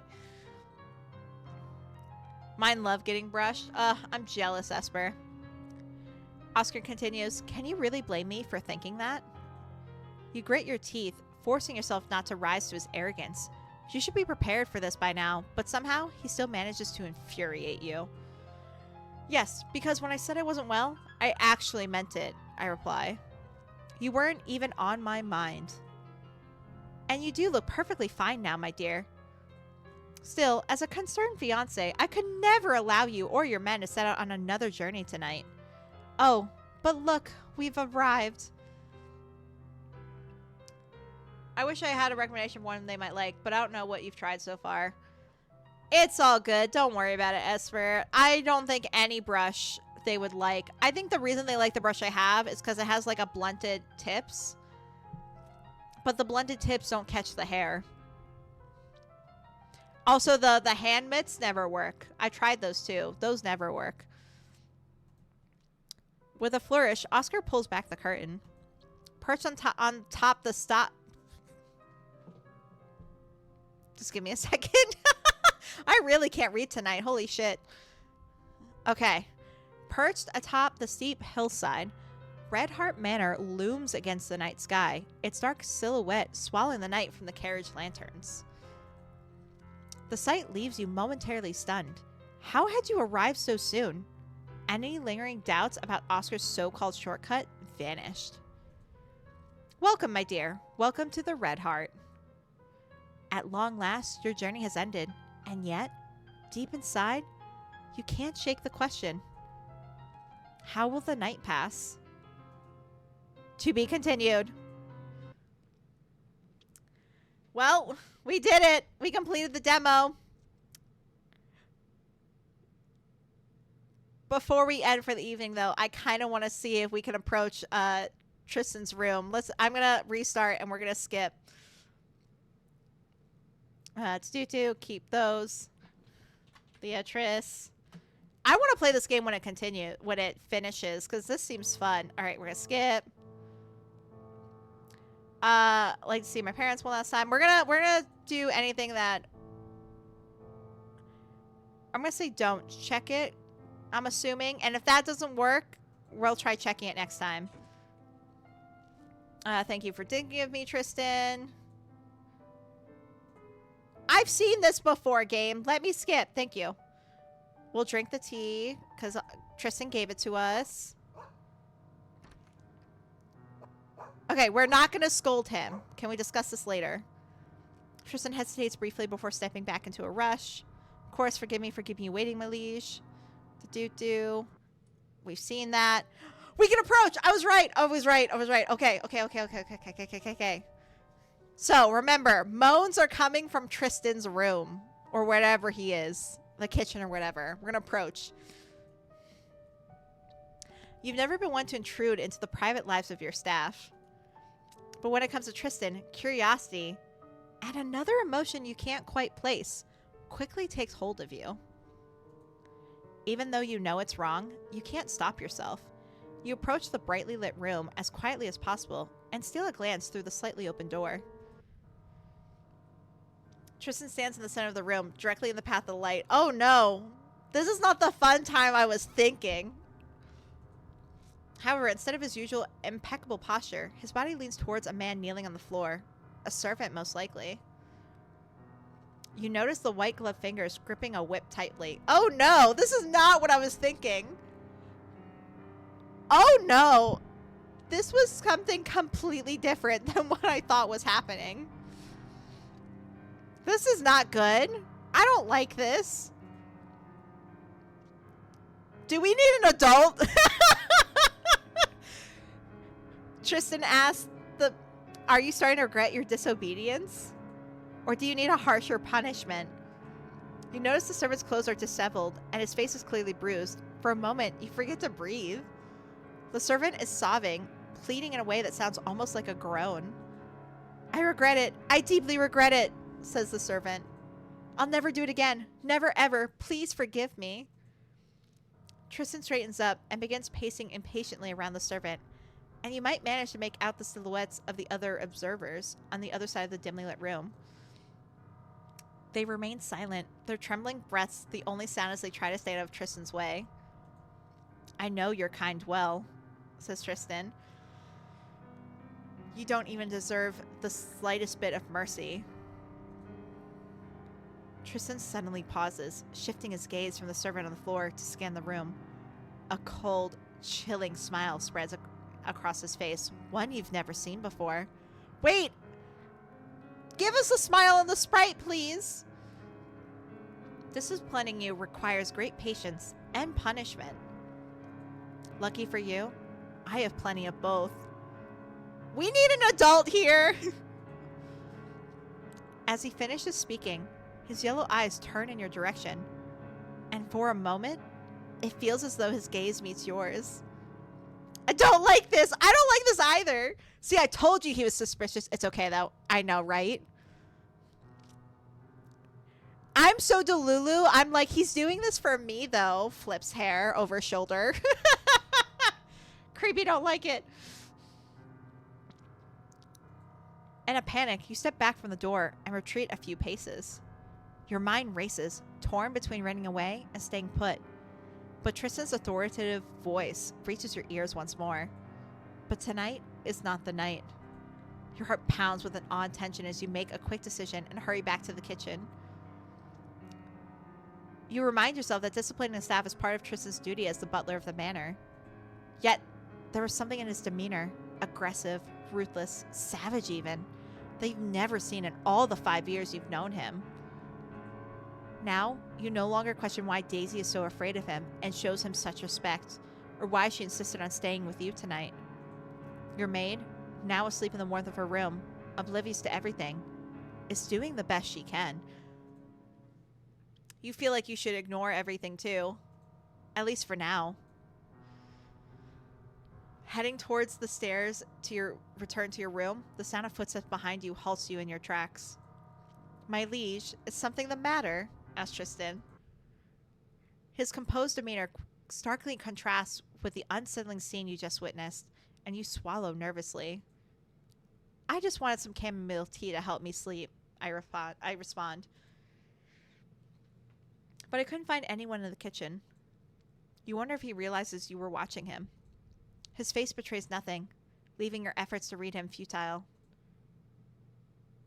My liege, for such matters, simply ring the bell in your room, he replies. There's no need for you to trouble yourself coming all this way. Allow me to prepare your tea and bring it to your room. Very well. When you return to your room, everything is just as you left it. Daisy and Snow continue to sleep undisturbed. Unable to contain your restlessness, you sit on the edge of your bed. You try to distract yourself by reading a few lines from the book on your nightstand, hoping to erase the scene from the kitchen pantry from your mind, but it's no use. Your thoughts fixate on one undeniable truth. Tristan is not the person you thought you'd known for the past 5 years. Just then, a soft knock at the door startles you. Still, you respond in a calm voice. Come in. Tristan enters with a carefully arranged tray and closes the door behind him. His brows furrow momentarily as he glances at Daisy, his expression hardening in a way that would surely frighten her if she were awake. Aw, shit, Leatrice, of course I missed the start of your stream. This voice novel looks really good. This voice novel, Sailor Mood, is wild. Absolutely wild. And it's all good. I don't expect everyone to be here all the time. We actually, so this is a demo called The Winter Wedding. We actually played through it already, but I fucked up a choice. And I wasn't able to do the choice I wanted, so I restarted just to see the choice difference. And it's basically this dude. in the previous playthrough, we heard moaning coming from behind a door. And I was like, ooh, is he doing something naughty? And then I redid it because I want to know what it was. And instead, it was actually torturing servants. So, deflated my enthusiasm a little bit. Oh, it's more than I wish I was here for the early part. Oh, it's all good. So yeah, I'm just finishing up that follow through. So right now we're trying to act normal as if we never didn't see him whipping a fucking servant. Like, Jesus. He's one of the love interests. Well, there's only two. Him and our fiance. He's our butler. But as he approaches you, the harshness fades. You sense something different. His usual cold, serious demeanor softens ever so slightly. Your tea, my liege, says Tristan. As you reach for the steaming cup, he moves first, causing you to flinch involuntarily. If you'll allow me, I'll cool it for you so you don't burn yourself. Of course, I reply. Also, I'm sorry, I forgot to ask. Sailor Moon, how are you? How's your day been? I hope it's been well. I hope you're healthy and doing well. Even though we did speak recently, but still. A lot can happen in a small amount of time. I blame the ADHD. Tristan brings the cup to his lips, blowing gently to disperse the steam. You can't stop your gaze from drifting to his mouth. Girls, I feel that. His lips, rough, firm, yet oddly alluring, capture your attention. It's ready, my liege. Snapping yourself out of your foolish thoughts, you take the cup from him and sip the tea. It's sweeter than the one you had in the bath, though you don't mind. I knew it. I swear to God, that tea in the bathtub was drugged. Do gazes really go to a mouth? Maybe. Maybe, Fox. For me, I blame the autism for everything. It's an easy target. I blame my ADHD for everything, honestly.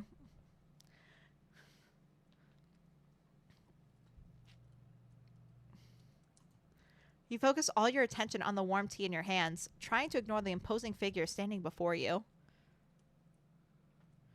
Ah, Sailor Moon, so you know the struggle. You know thy struggle. I could blame that, but it's often not the biggest challenge. That's totally fair. Or our horses can be AD and HD, lol. No, I like Law and Order. I think that was hilarious. But AD and HD would be also very funny. I feel like, though, that bring a lot of confusion because people be like, oh, I understand HD. But AD, are they mean after death? And I'm just like, no, I'm not that metal. I may be a tiny bit emo, but I'm not that emo. And then throw in the and in there, and then we're all confused. Well, if one of them dies, we're down to ADHD. True. Oh, so those watching understand. We named our horses that are in a later part of the demo. We named them Law and, like, actually and Order. So 3 horses, 3 names. And that's where this is coming from. You'd be non-conforming too if you just looked like me. I feel that. What an old thing to remember. Hell yeah, Sailor gets it.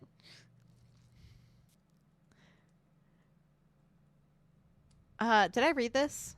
Oh shit, I forgot. I'm gonna read it. Sorry if I already read this. It's so old. Oh.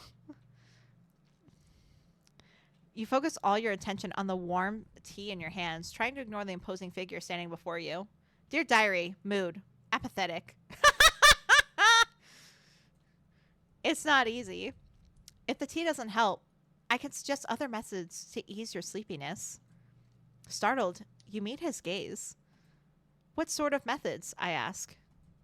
A slow, unfamiliar smile spreads across his face. I think it's best to discuss that after you finish your tea, my liege. I still enjoy my emo music. I enjoy all kinds of music. Same, but newer emo music doesn't hit the same. And the old stuff doesn't either, but it's still good. Yeah, we all go through different stages in our life.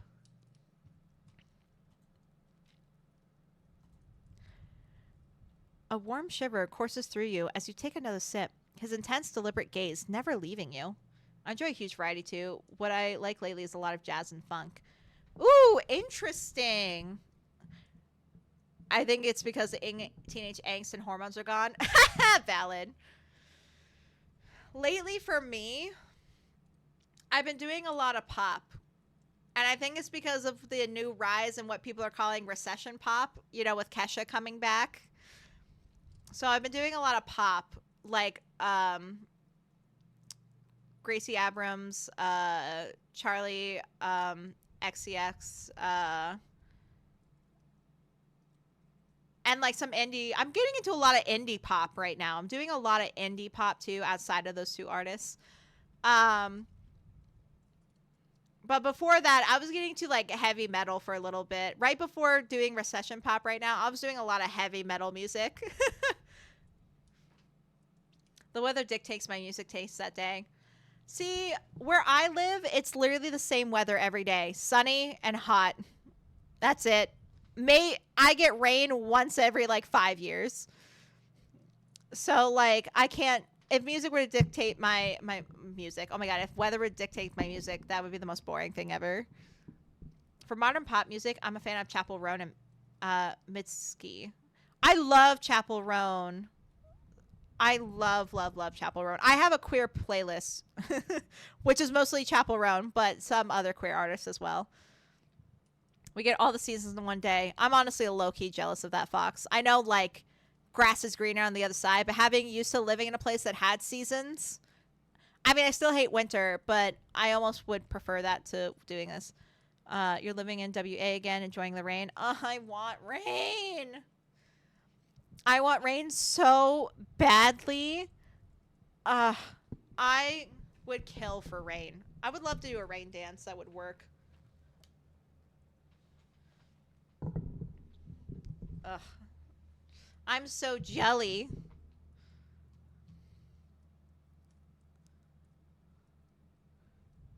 You listen to small artists usually? Yeah, I try to listen to more like indie stuff. One of my more recent favorite small artists. I don't know how to pronounce their name because I never hear it in any of their videos. It's like Miko or Miko, Mico. I love their songs a lot. I've been getting really into them. They're a small band. Ascall is also pretty good. I like his work. His songs are really cute. I enjoy them. I've also been getting into what's her name? I gotta find it. Give me 1 second. What's her name? I stopped subscribing to Spotify Premium, and so now the layout is absolutely fucking ridiculous. Erin LeCount. I like her song Marble Arch a lot, and I also like Sweet Fruit. There we go. That's her name. I've also been getting into Maggie Lindemann, and then I also what's the other? There's another person. Isabel Duma. I've been into her too. I've been into her too. So I've been slowly doing more small artists. And I'm always open to song recommendations. Feel free to give me any or band recommendations or people recommendations. Post these tunes on your server. Yeah, we'll do. I'll post links to them in my Discord. I'll put them in the music channel. And for those who may not be a part of my Discord, if you'd like to join, it's not mandatory. There's my link. I'll recommend some. Hell yeah. I have Apple Music, which gives me good sound quality. I really just like grabbing stuff on Bandcamp and writing mini discs. Ooh, okay. Do that right now, actually. Gonna lay down like a boss. Hell yeah, Fox, you do that.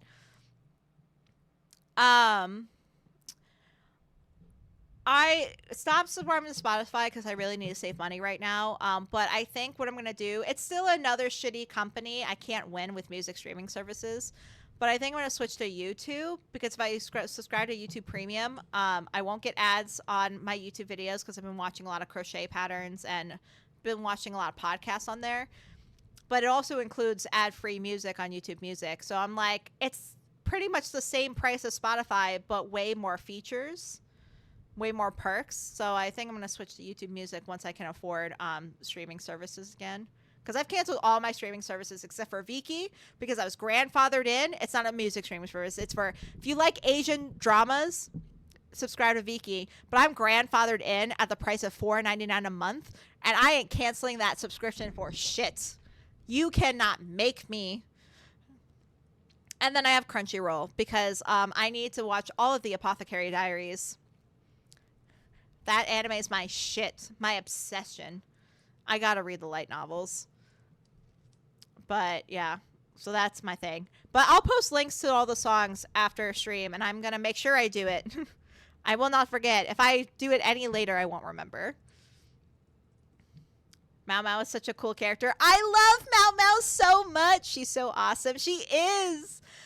And what's so funny, too, is so she's really smart, but she's also dumb as shit sometimes. Because, like, she's smart enough to recognize a plot happening and be a detective and shit like that. But she's dumb enough to be like, oh, I don't want to be involved. And, like, I get that because ignorance is bliss and it is mostly inherently safer. But here's the thing.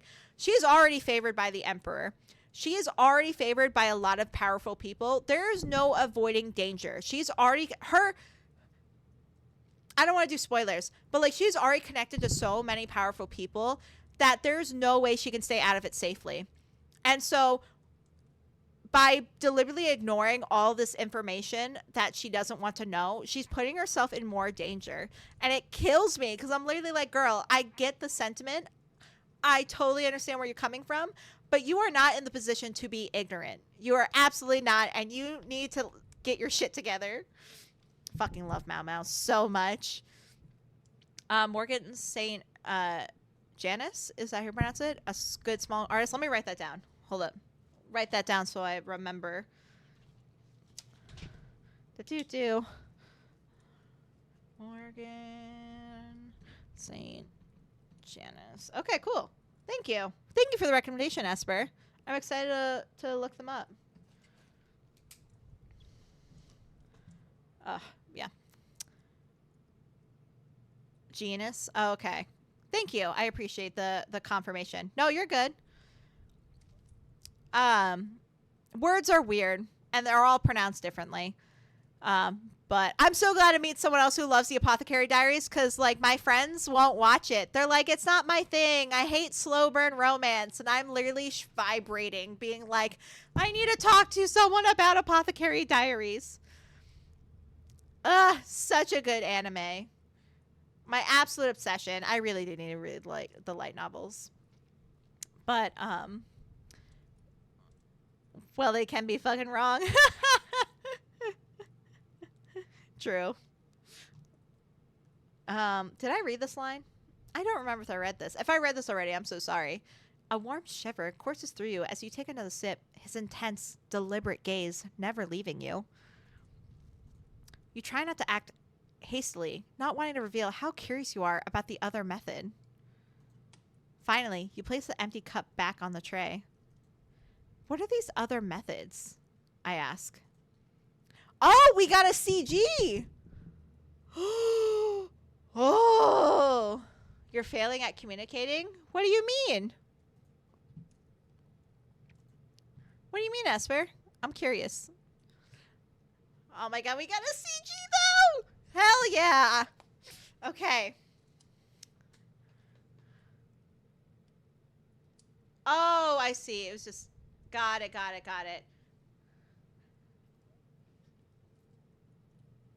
I see. There. Okay.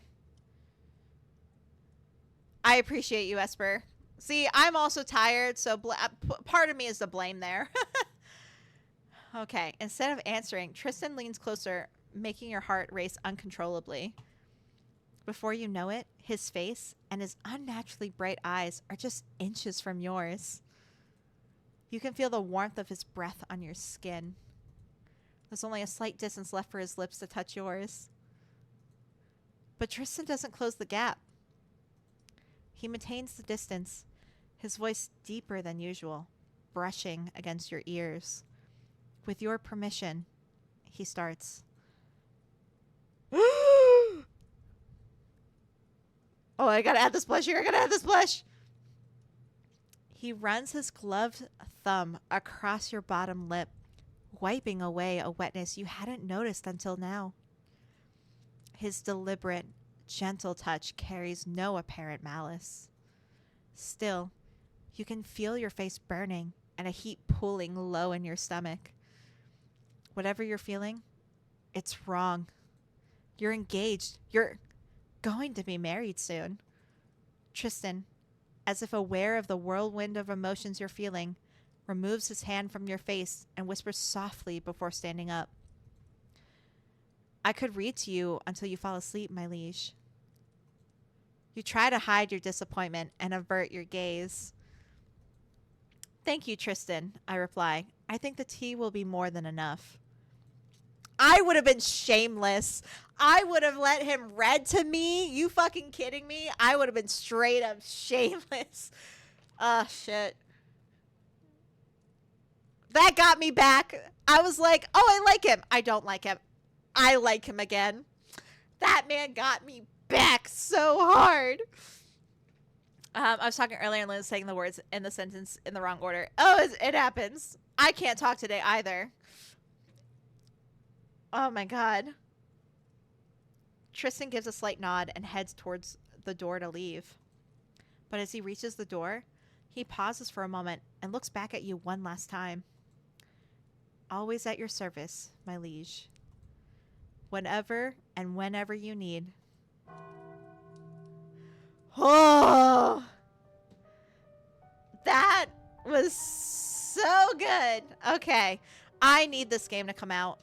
I need this game in my life. I want this game so badly. Okay. Well, I don't want to replay the rest of the demo. We already know what happens. Is it weird that my cats like their face being brushed? Not at all. My childhood cats that like being brushed like their face being brushed as well. Oh, this was so good. Okay. Well, with the demo being over and it being my bedtime, I think I'm going to end stream for today. I appreciate you all being with me. If you could wait just a couple minutes, let me raid out. Let me share the love. And also, there's my raid message if you'd like to copy and share, post that when we, raid out.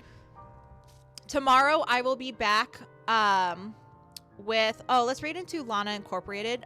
They're a friend of mine, so we'll raid into them. They're playing Get in the Car, Loser, a queer visual novel, so we'll raid into them. Of course, Esper, thank you for being here. Tomorrow I will be back playing Split Fiction with the lovely Inogome, and then next week I was thinking of doing what game? Hold up, where is it? I was thinking of doing Boyfriend Dungeon. So it's a dungeon crawler where we actually fight monsters and romance weapons. So your girl can be Delulu while being a boss-ass bitch. So that's the plan. Looks like it's time to raid. Thank you again. Don't forget to drop a follow if you aren't already. Love to have you here and see you again. Thank you, Sinister, as well. I appreciate you. Let's go share the love. Let's go say hi to Lana. Bye.